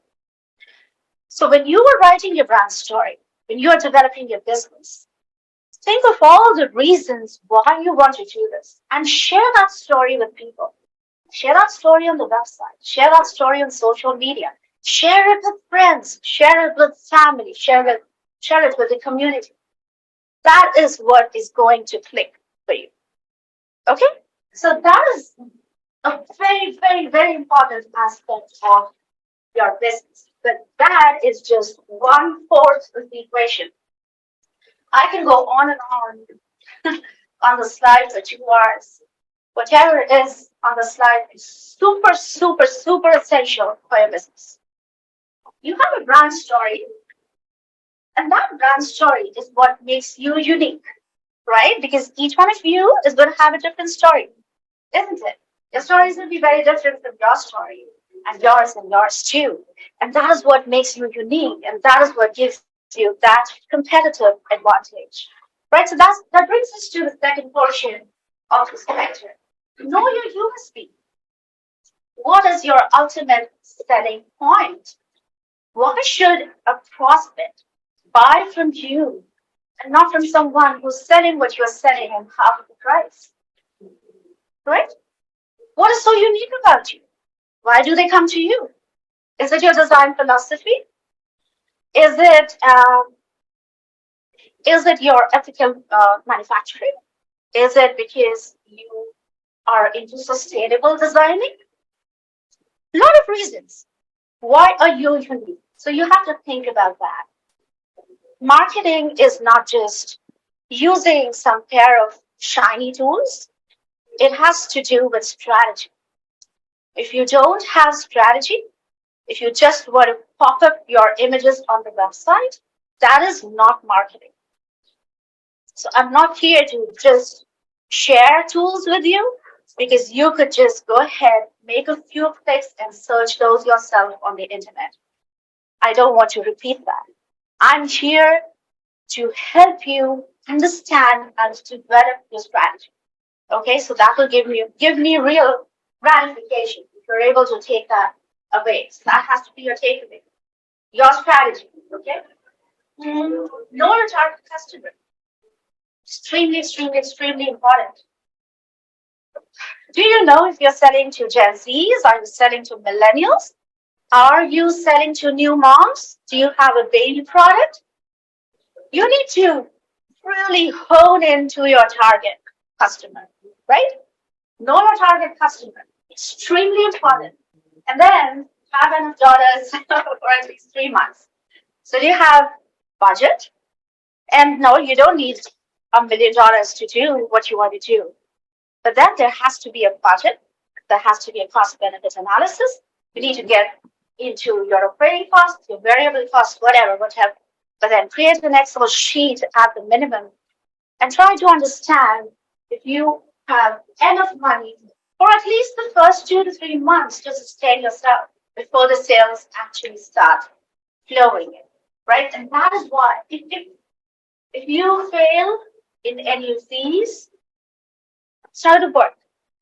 If you falter, it's okay. It happens with everyone. You're not alone. And I'm still not perfect. We're all learning every day. And that is why you need a mentor, right? You need a mentor who can vet your idea, who can be your sounding board, who can be your cheerleader, who can be your champion. Okay? So talk to a mentor. Go to SCORE. Talk to someone who really has a background that resonates with what you want to do. Now let's go to, start digging deeper as we proceed one slide after the other. This is starting your online store from scratch. And that's what a gentleman wanted to. I had a great conversation with someone before we started. How do I start my online store? And do I even need a website in the first place? Yes, you do. There is no substitute for a website. No substitute. You want to sell your business? You want to have that trust factor? You need to be able to have credibility, and that credibility will come when people are able to visit your website. Okay? Now, what I've done here is there's a lot of things on the internet. Don't get confused. I've just kind of consolidated everything in a small framework of 6 essentials. Choose an e-commerce website builder. Now, e-commerce website builder, there are a lot of e-commerce builders online, very cheap, no problem at all. You need to understand if you want to go in for an open sourcing system or a cloud-based system. So an open source means you get in touch with a website developer who can build a website for you. Okay? And they will use something that is freely available on the internet. If you want to go in for a ready-made e-commerce builder, then there are a lot of those in the market too, and that is cloud-based. So those kind of websites will host your business for you, and that is what I recommend that you do. Go in for cloud-based hosting. It will take your time, your brain off that thing. It will help you to concentrate on your business because your business will work on automation. That is the best thing, right? You don't want to really focus and waste your time into all of that technical stuff that can be done very easily in an automated fashion. Hey, Ruchi, one thing. Yeah. Thanks to Ravi, we are recording this stuff. We'll make the slides and everything available to you. Very I good. see people standing up to take photographs. We'll do that in a week or so, Ravi. Less than that. We'll let you. And what I can do is each one of us, we could also share our presentation with Ravi because I want to take, being the perfectionist that I am, I just don't. I take a lot of trouble on that. Okay, I'm not happy. Anyways, choosing an e-commerce website builder, very important. Go for cloud-based hosting. And you will understand more in the next slide, but let's go through the framework first. Purchasing a domain name, very important. So when you choose your e-site, e-commerce website, Does it already allow you to have a domain? Does it give you a domain? Does it host for you? If yes, wonderful. And most of the cloud-based websites do. So if you're going for a website builder using an open source system, you probably might want to buy a domain name yourself. But if you want to go in for a cloud-based hosting, the domain name comes along with that. But when you decide your domain name, make sure that it is recognizable, it is simple, it is catchy, but it is, relatable. People need to understand what you want to sell, right? So domain name, purchasing a domain name, very important. So what exactly, I'm sorry, I should have written that here. For example, www.victoriasecrets.com. So domain name is Victoria's Secrets. Okay. .com is your, again, subdomain, www subdomain. Um, go for .com. Don't go for .net, .org, .this, .that, because we are into business, we're into the fashion business, we want to get into the clothing industry. .com is the best when you go in for that, purchasing a domain name. Deciding pricing, product description, extremely important. How do you want to price your product? What is going to be your market? I think Jerry Jim did a fantastic job with that, so I'm not going to go into that deeply. Product description, extremely important. Product, very simple words, size, color. How do you do that? Make sure that you are adding a lot of photos, a lot of product photos on the website. Again, we'll talk about that later, but then pricing, product description, creating, organizing, and managing your audience. Very important. Who do you want to sell to? Who's your target audience? And you want to be able to start maintaining that list. Start building that list. And how do you start doing that? That's going to be subsequent. Okay? Evaluating shipping options. Shipping. How do you want to ship? Do you want to go for self-fulfillment, where the customer is able to or will need to go to a warehouse to pick up the product themselves? Or do you want to go in for outsourcing of shipping, where you just get in touch with a third-party seller who will do the shipping for you? How do you want the shipping to happen? Evaluating your shipping audience, deciding on packaging. Packaging is a very important aspect of branding. It is a part of your brand story. So don't take that lightly. There is a company that I'm a fan of, and that is a very small business, maybe 10 to 15 people, and that is it. And they were funded by an accelerator, and that is how they became a $1 million business. They concentrate on packaging, and they claim that they have, their packaging is sustainable. So when you buy from their site, and when the package arrives, you have that card that says, this package was able to save these many pounds of CO2 emission, these many pounds of landfills. Okay, it was able to do this for the environment. That is a cause. That is your brand story. So don't discount packaging. Okay, that is a part of your story. Let's go to the next slide. In a nutshell, important features of your website are ease of use, functionality, reliable hosting, which of course you would get if you are purchasing something that is online, optimization across devices, security. I have here my list of top 3 to 4 e-commerce websites. Very good. A very important tip that I forgot in the previous slide to share with you is that when you go in for an e-commerce website,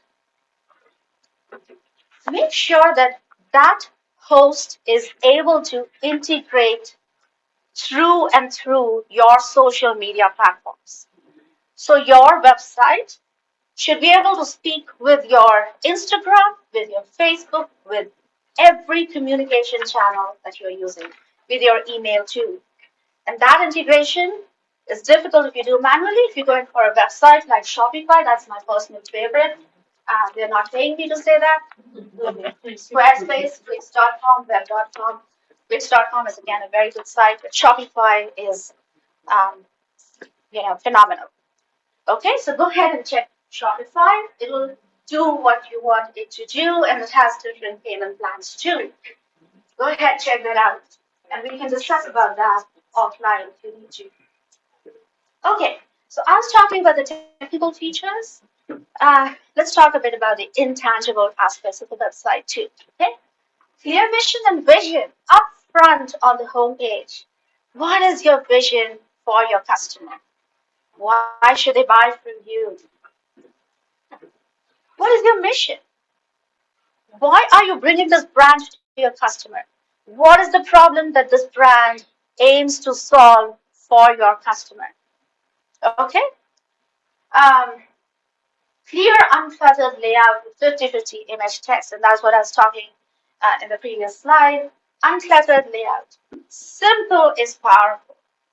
Always. Don't go in for a lot of jazzy, flashy stuff. Go for something that is simple, something that is light, single color, pastel colors if you can. No, if not, go for white, but simple, uncluttered layout. Remember one thing. We need to provide a frictionless journey for our customers. And by frictionless, I mean the less number of clicks, the more seamless the customer journey is going to be. So if you want the customer to go to your products and buy, put those products on the home page, at least provide the tab on the home page so that the customer is able to choose the product, take it to the cart, check out in few clicks. That is frictionless. The more frictions you add, the more number of clicks. If a customer needs to make, say, 20 clicks to go to the cart or to check out, they're going to get bored and they'll get off your website. We don't want that to happen. So the more seamless the experience is, the more is your conversion rate on the website. We need to have more conversion rates. And what is conversion rate? A prospect who's coming to your website and the possibility of that prospect getting converted into a customer. That is your conversion rate, right? So clear, uncluttered layout. And all of these, they all play into each other. They all feed into each other. And they make a virtuous circle for you, for your business. So each one of these things, extremely, extremely important. Omni-channel strategies, consistent messages, logo. Omni-channel, this is a word that's been, literally thrown everywhere by marketing czars. Can someone tell me, share your thoughts about what is omni-channel? Yeah, please. Able to be seen on multiple platforms. Yeah. Anyone else? Yes. Omnichannel is the mix of marketing channels like you're gonna advertise on radio, you're gonna advertise on Facebook, you're gonna advertise on maybe through poster or whatever. Correct. Correct. Yes, you both are right, and thank you for sharing. Omnichannel is being able to reach to the customer where they are, go out to the customer where they are. So picture this, okay? You are on a website and you want to purchase a garment that you really like. You selected that, you put it in your cart, and then later you feel, I don't want it. I think this is too pricey. And then you just leave it in the cart. Later, when you go to social media, maybe Facebook, you see an ad of the same garment. And then you are scratching your head, okay, what exactly happened? I was on my laptop, and how am I seeing this ad on my mobile? How does that even happen? And that is omni-channel. Yes, yes. And I'm literally thinking, and that happens, if they're spying on my conversation, what are they doing? Right? So that is omni-channel marketing. Go behind your customer where they are. whether it's text, whether it's messaging, whether it's email, whether it's social media, whatever. That is not difficult if you get an automated website. Okay, they handle that for you, so don't worry. Lead magnets. Lead magnets are certain things, and I'll talk about that later, but they are something of value that you can offer to your customer free of cost in return for their contact information. And we need that contact information. Why? Because we are building our email list. We are building our database, which is extremely crucial for us, right? Lead magnet, we'll talk about that. Single clear call to action with a landing page. This goes with the lead magnet, but yes, these are the main intangible features of the website that makes your website interesting, that makes your website relatable. Okay, that allows your website to give a seamless experience to the customer. Now, when we've talked about website, we've talked about both the technical and the non-technical aspects. I want you to go down this journey of understanding the tools, some of the tools that are really, really important for marketing. One of those is SEO, search engine optimization. You have a stellar website, okay? You have amazing products. You have a great brand story, but customers are not walking into your website.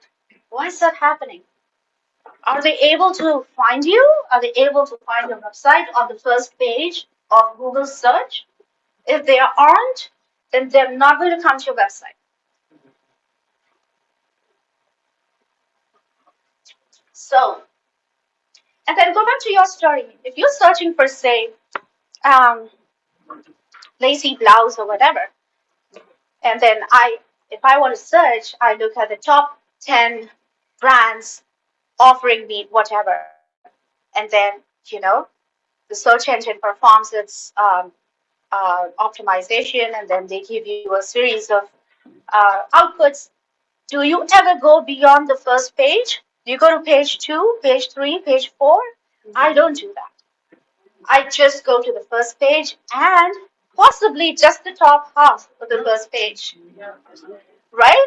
And if my website is not going to be figuring in the top list of the first page, people are not going to be able to find it. I don't want that to happen, and that is why search engine optimization. So what happens is you are utilizing a set of frameworks, a set of practices that will help the search engine algorithm to search your website and push it up on the front page. Okay, a lot of free tools out there for SEO. Do your internet search and you can find me. But I wanted to make sure that I talk about this. It really helps you to build your credibility. If your site is not on the first page, it is not trustworthy, it won't have that credibility that you would like to enjoy. So really, really crucial for your business is SEO. Some of the other tools that I want you to really, really consider when you are expanding or developing your business. They're all free. All of them are free. Marketing strategy effectiveness. We talk about strategy. Is this strategy working? If yes, which one of my strategies is working? What is the effectiveness? That is why you need to have Google Analytics that does a pretty good job of trying to tell you if customers are actually lapping up your strategy. Customers are actually walking to your, I won't say customers, the prospects are actually walking to your website. So great way, Google Analytics, email automations and email marketing, extremely important. You need to build that valuable database, right? And then how do you start sending out newsletters? How do you start sending out communication? You don't want to do that one prospect at a time. You want to be able to automate the entire system so that you know if your email is being opened. If it is being opened, what is the number of seconds that someone is staying on that page? If yes, great. If not, what do you do? How many people are unsubscribing, right? All that information will be visible or possible only through email automation. ConvertKit, Constant Contact. Another one is MailerLite. Great email automation systems. Awesome systems. You need to check those out. ConvertKit is really good. MailerLite is another one. I didn't do that here. Google Trends, Market Trends. And all this is free, okay? Go ahead and check that out. Are people searching for lacy tops or are they searching for boho kind of fashion? What are they actually searching for? What is the current trend? You need to know what the trend is, right? So that you can steer your business, your fashion, your brand towards the current trend. Very important. Again, market survey. You will need to do that all the time. Talk to your people, get feedback, send out surveys. Google Forms, SurveyMonkey, MailChimp. I think you all know that it's like basic. Google Ads, targeted ads. Okay, targeted ads to your target audience at a particular time of the day, on a particular device, for a particular thing. I think targeted ads are a great way to reach your target audience. That is, I'm talking about paid ads as well as organic uh, ads, organic search. So that's not ads, but paid ads as well as organic search. Trello project management, if you are working on your business, probably putting together a team. A team is different than a partner, business partner. Uh, Jim said don't get one, but then you can get a team, right? So you're working with one or two people, and then you need a project management software. Trello is a great way to kind of plan your schedule and plan your business. Then say creative designing. I think you're a designer, you will know Canva. Then say you want to send out an infographic. You want to, just make a quick one-page newsletter that you would like to share with your community or just share in your complex. Or maybe you are participating in a flea market and you want to share that brochure. You have ready-made templates. It's not going to take you more than 20 minutes to make something on these free tools. They're all free. Make sure that you are taking advantage of this, great stuff out there. Social media. So we talked about website. We talked about the technicals of the website. We talked about the features of the website. Let's talk about social media. And then next we talk about integration of website and social media. Okay, so it gets intense as we go further. Understanding the dynamics of the platform. Okay, before that, you want to make sure that you are uh, providing social proof. People buy from people. They don't buy from bots. You want to make sure that you are providing that proof to people that you are a legit company and that you are actually doing your business. So make sure that you have your social media platforms ready and in place. Okay? And every platform is different. That is one part of the story. The other part of the story behind the importance of social media, which is something that is like inevitable. You need to have social media if you want to have your own business and if you want to grow your own business. The other part is you want to automate your business. You don't want to work around the clock. So you want to get in earning even while you're sleeping, right? And that is what will happen if you are on social media.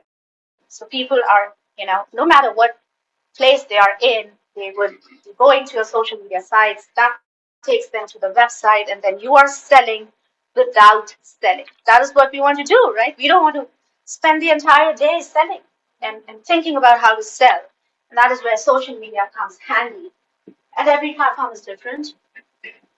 The three important pillars of being able to use social media. One, understanding the dynamics of the platform. I don't want you guys to just go behind popular trends. Don't do that. Understand your audience, your target audience. Who is your target market? And what are the communication channels that market is using? Are they more on Facebook? Are they more on TikTok? Are they more on Instagram? Where are they? Where are they engaging with each other? Do that market research and then hone in on a platform and work on that. Okay, so tailor your approach to the platform. Every platform is different. The dynamics of every platform is different. Their algorithm is different. The way it operates, everything is different. So just don't blindly go to social media and say, okay, I made a post. Why isn't my business selling? Again, posting is not marketing, right? Tailor your approach, create compelling content, brand presence. No brainer. Without content, it's not going to work. That content is what will build your brand presence. Okay? Extremely important. What are the different ways that you could create content? Let's forget about the slides and let's just brainstorm different ways of creating content. What are some of the things that come to your mind when I say you need to create content and put that on social media? Any ideas? Yes. Okay, very good. Thank you. So he says little bite-sized videos. A picture is worth 1,000 words. We've all heard about that, right? There is a second part to that. A picture is worth 1,000 words, and a video is worth 1,000,000 people. Go ahead, include that infographic, include that photography, include that video, small GIS, good size. I mean, good size is small size, but good quality too. Make sure that the resolution is awesome. Otherwise, it's going to look crazy on the website, right? Yeah, someone raised their hand here. Yeah, please. User-generated content? Absolutely, user-generated content. Do you know one business that is really using USG, user-generated content, in great ways? One online fashion business that is making waves using USG as well as, professional content. That's genius. Professional. Okay. Shein. Yes. Professional. Yes, absolutely. So Shein's marketing strategy, that's the fundamental approach that they take. They use user-generated content. They encourage you to wear their stuff and post on social media. And that's content for them, ready-made content, and you're working for them, right? It creates engagement. It creates credibility. Someone else wanted to say, yes, ma'am. Oh, I want to say like showing your process. Exactly. You are so right. Show your process. Show your backstory. This again brings us back to brand story, right? Share with people. I want to become a multi-million-dollar business, but I'm starting from the scratch. I'm probably starting from this apartment. I have, say, 10 t-shirts, $120. And this is what I did with that. I sold that, maybe $20 each, and then I got $240, flipped that. I got another 48 t-shirts. Create your story, share that on social media. Okay, you're a designer who's just getting started, and you don't have a warehouse, you don't have like huge products for storage. What do? You just have, very small, 4 orders. That's okay. You're getting started. Place those orders, place those packages, take a picture, develop your pitch, post it online. That is social proof.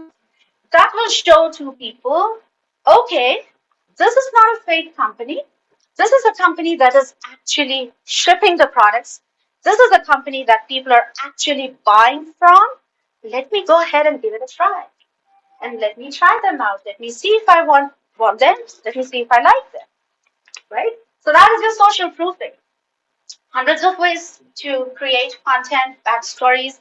I'll talk about that, but I want to make sure that I'm within time too. The next thing, we'll talk about social media a bit. You know about the website already. How do you integrate social media and your website? Seamless integration between your social media and website is very crucial. It's a social media funnel, and it's similar to a sales funnel, right? How many of you have seen a sales funnel? Okay, so what a funnel is, you're actually making the customer transition from one stage to the other. The awareness stage, take them to consideration where they're considering your product, and then finally sales. So they're getting aware about your product, and then they are they're getting interested, they're considering, and then they buy. So this is similar to that. You're building your audience, you are creating content on social media, you are sharing a link that takes them to the website, and then there they are going to be able to make the purchase. So that's top down. But then this works two ways. How about adding your social media handle on the checkout page of your website? How about encouraging them to talk about the $10 discount that they got because they were your valued first 5 customers? How about them posting that story on your social media page? So work two ways. One, take people from your website to social media, and two, take people from social media back to your website, right? And both these are very interesting and very doable too. So let's think about that with the help of an example. Launching your first collection, many of us are going to be in that stage or will be in that stage in the future. So how do I bring people from social media to my website? So I'm a small seller. I don't have much inventory. I don't have much to start, but then I definitely have, say, 5 to 7 designs, different designs that I could sell to people. So what do? Introduce a series of 5 to 10 different designs with limited availability. Have you heard of limited edition? Do you do you know why that is limited edition? Because that is all that they have. Right? So that is limited edition. They're just selling them. They're trying to create a buzz and trying to create a hype around what they have. Use that strategy. Use it on them. Right? Limited availability in the form of a themed collection format and create a buzz. Post on Instagram, post on social media, Facebook.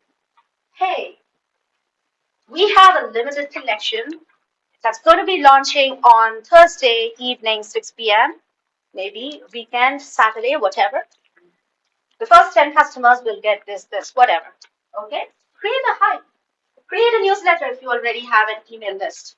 Send that infographic out to people talking about your limited edition. So if you put something on social media that talks about your limited edition, make sure that you provide a link that takes them to the website. Interested? Sign up here. Want to know more? Click here. So these are your clickbaits. They are your call to action.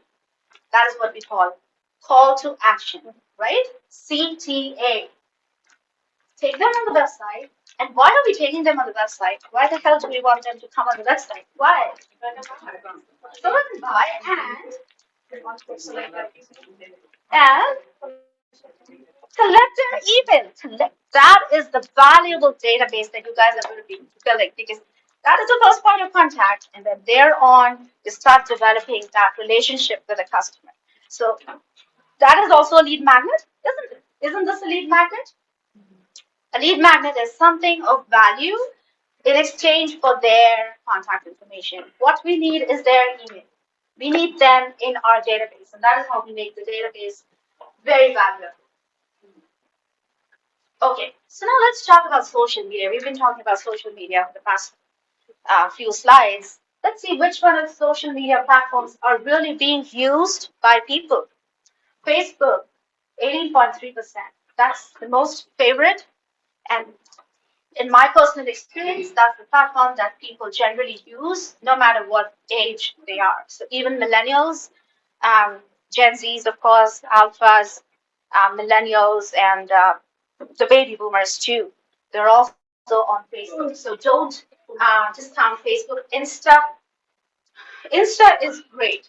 Instagram, don't forget Instagram.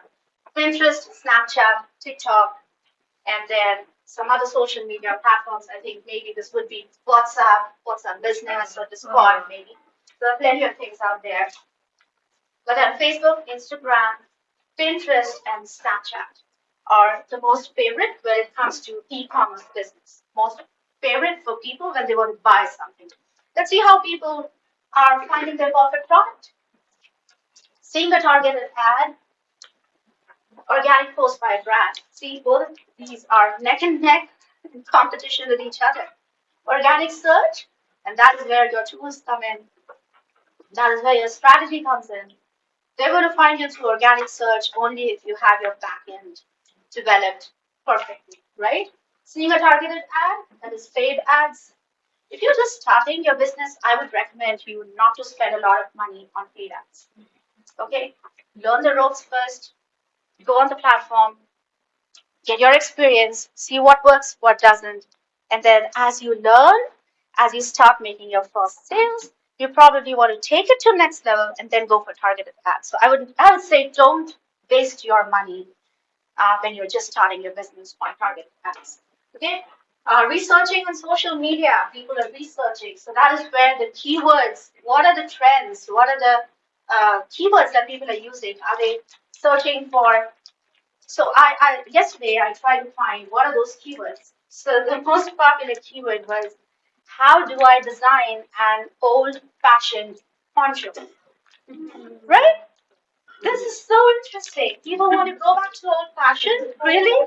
How about we think that? Think about that and maybe introduce that into your business? Okay. Seeing a friend's post, hearing about SMS directly via tags. So these are some of the ways that people are searching for products. And then based on the chart that I showed you, the most popular platforms, let's dig a bit deeper into what each one of these platforms bring for you. Facebook, they have Facebook ads, of course, and Facebook shops. Extremely good feature. Free Facebook shops.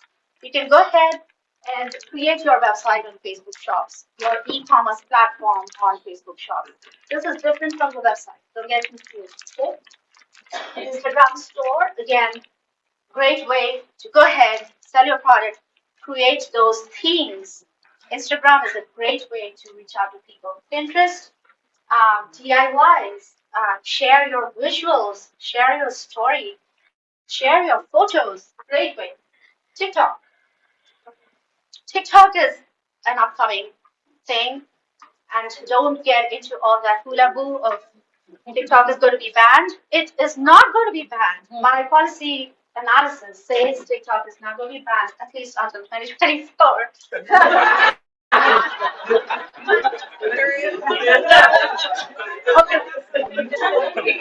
Snapchat, Story Studio, Snapchat Trends. Awesome way to connect to your audience. Okay, now we're going to dig deeper into this. Are we? How are you doing with time? Wow. Okay. So yeah, let's finish this fast. Again, scheduler. Make sure you're using. You don't want to post individually on, TikTok, post individually on Facebook. No, you want to automate as far as possible. Your time is precious. Remember, guys, your time is precious. Go for automation as far as you can. Hootsuite, simplified great platform. And what they have is, they have that, you have different resolutions for, Instagram, a different resolution for Facebook. By resolution, I also mean different size, picture size. So this automatically adjusts the size, the resolution, everything. They help you automate your content. Great way, great platforms. Okay. I wanted to build a fictitious example of lead magnet that I was talking of. So for example, now this company doesn't exist except for in my brain. It's a boho fashion brand, and I'm just wanting to give you an example of how a lead magnet works for you. Lead magnet, again, you want to get people to your website for something of value, something that you're providing free of cost, but something that you're not just giving away free. Create that hype and just give a little sneak peek of what you are providing to them in exchange for that contact information. So maybe I have create an effortless boho look in, say, 10 simple steps or in 5 minutes, something like that. Create a lookbook, a small lookbook, create a call to action, build a landing page on the website, and then allow it to be downloadable. So they create that hype. They're able to download your copy in exchange for their email, right? That is how you keep building your email list. And these lead magnets are extremely important. Once you get the email list, you want you to nurture, keep nurturing your leads with periodic content. Don't just think influencers are for big brands. No, go for micro influencers. Focus on their subject. A lot of influencers are bots. We don't want to, get entangled in that. Make sure that you do your due diligence when you're looking for influencers. That's a great way to sell your business. Great way to establish trust. Okay, micro influencers they don't cost you a lot of money, and maybe they would want to talk about your product in exchange for a free sample.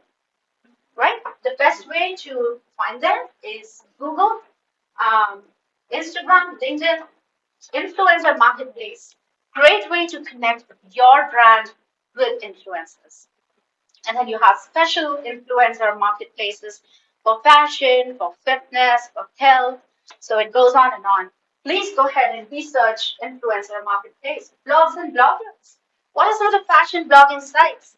Who are these fashion bloggers? Let's go ahead and get in touch with them and see if they want to talk about a small business brand like me who has a great brand story, right? Compared to those followers, look at their tags, look at their mentions. Live stream shopping, again, consider this as an import from China. Okay, this is very popular in China. Nothing but real-time interaction of the audience with the host. And the host is going to be you. Well, for bigger brands, it could be an influencer, it could be a celebrity. But for us, let's go ahead, do a live stream on Insta. Do a live stream on YouTube if you can. Do a live stream on Facebook. It's scary. Ah, the beginning of it? Yeah. Okay, yes. Maybe, but then you'll get used to it, and then I think that's a great way to interact with your audience directly. They can chat with you, and they can buy your product then and there. So I think that's very good to get in touch with the customer. How can we not talk about AI? Sorry, Jerry and Okay, this is the fashion world, and how can that be untouched by AI? These are some of the tools that are great free tools that I use often. I will make sure, I don't know if this works, please don't sue me if it doesn't, but Pixel, this is, it automatically generates your tag. So I just want to see if this works, okay? Let me see if it does. Upload an image. So I have an image here, okay? And let me upload this on this AI platform and see what we have. See, they have the entire thing that you would take around 2 days to do, right? It's free. It's free. There may be a bit of, bugs or whatever challenges, but then if your photo is good quality, if you have the garment very clearly in the picture, then this is how AI works. Great tool. So I'll share the presentation if you'd like, and go ahead and look at all those tools too. Okay. Is that the next one? Yeah.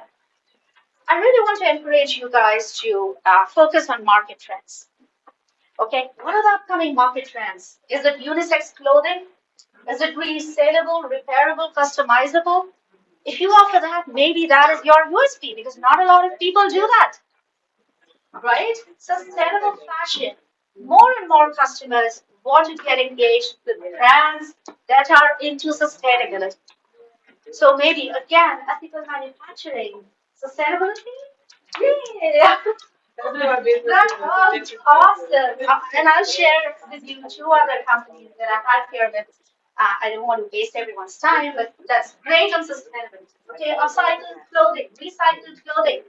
These are the ways you could maybe propagate your business and develop your uniqueness, right? My last slide, thankfully. Pro tips. You are the evangelist for your business.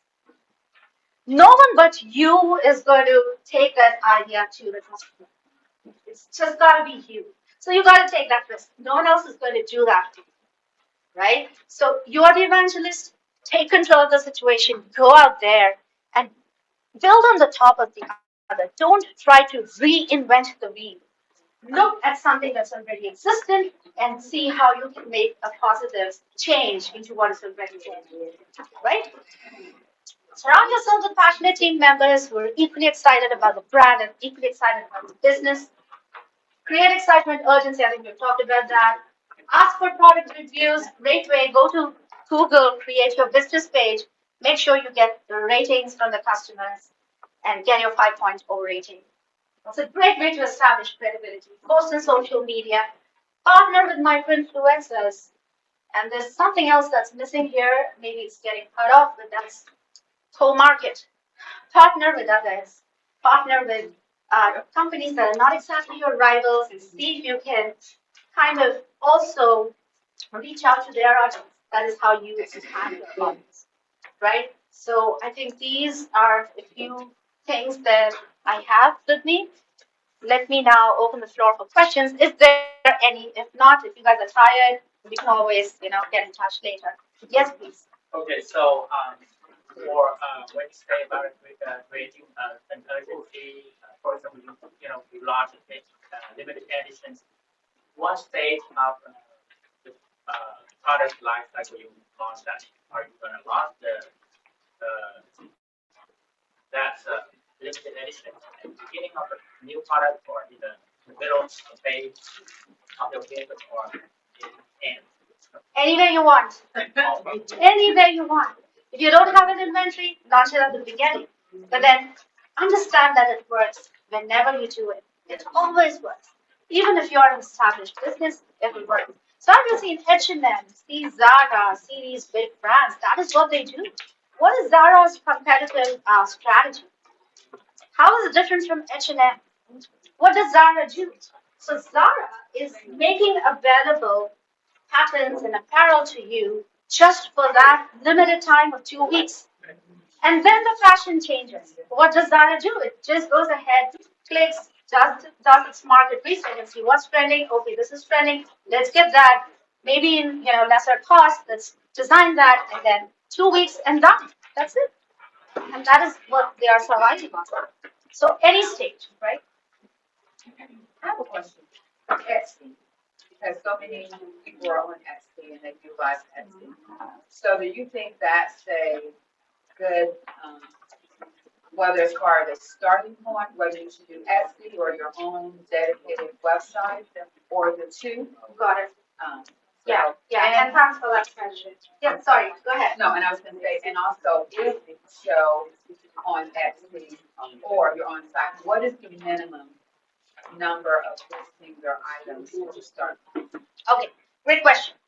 I am a bit wary of Etsy.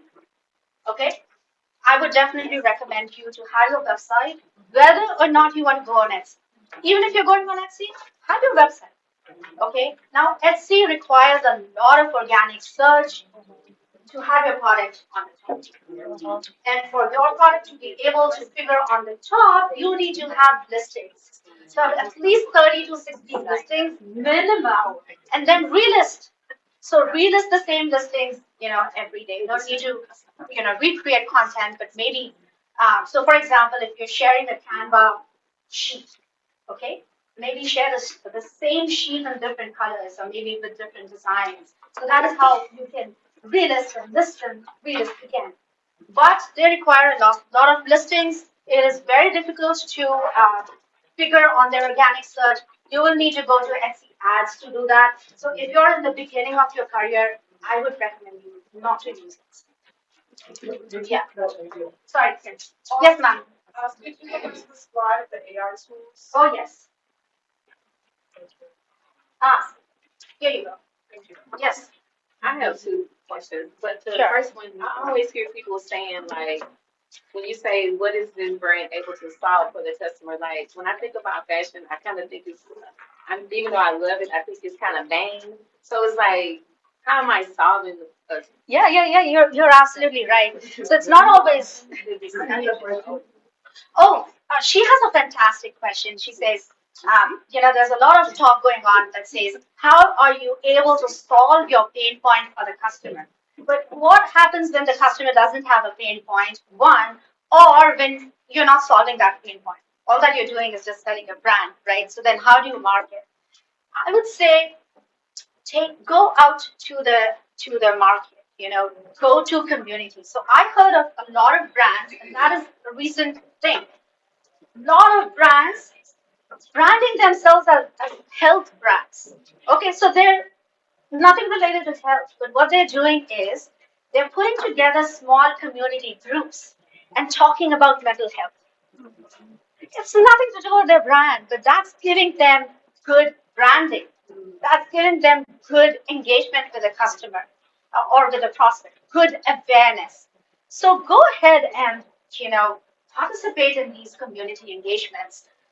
Go to flea markets, show your stuff there. Go to Eventbrite, create your small group of say 3 to 4 people, and just talk about a topic and say, this is my brand. This is what it stands for. I am concerned about mental health. Let's talk about that. Okay. There's another brand, a very small brand that brings the kids together, the kids of your community together, and maybe helping them design, just putting together a DIY class.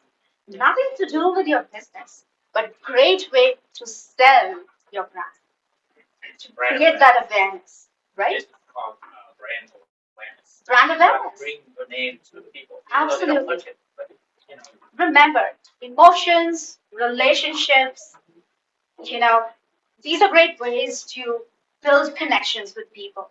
You need to build that relationship with the brand, relationship of the people with your brand. So that is how it works with people. That is how it works with your brand too. Okay. Any other questions? Yes. The other question was the omni-channel. How do you do that? Like Yeah. you're in Home Depot and then you leave and then it's on your phone. Yes. How does that work? Yeah, that is what the cloud platforms that I'm talking about. Okay. So if you go to Shopify and if you are buying that package, they'll be able to do that. And that is why I recommend go for hosting. Go ahead, get these e-commerce websites, and they'll do the job for you. They'll do the stuff for you. Okay. Make sure that your website builder is integrating your social media platforms. That is how it will work. I think let's take a pause here and we can. That's the official indication. Let's take a pause.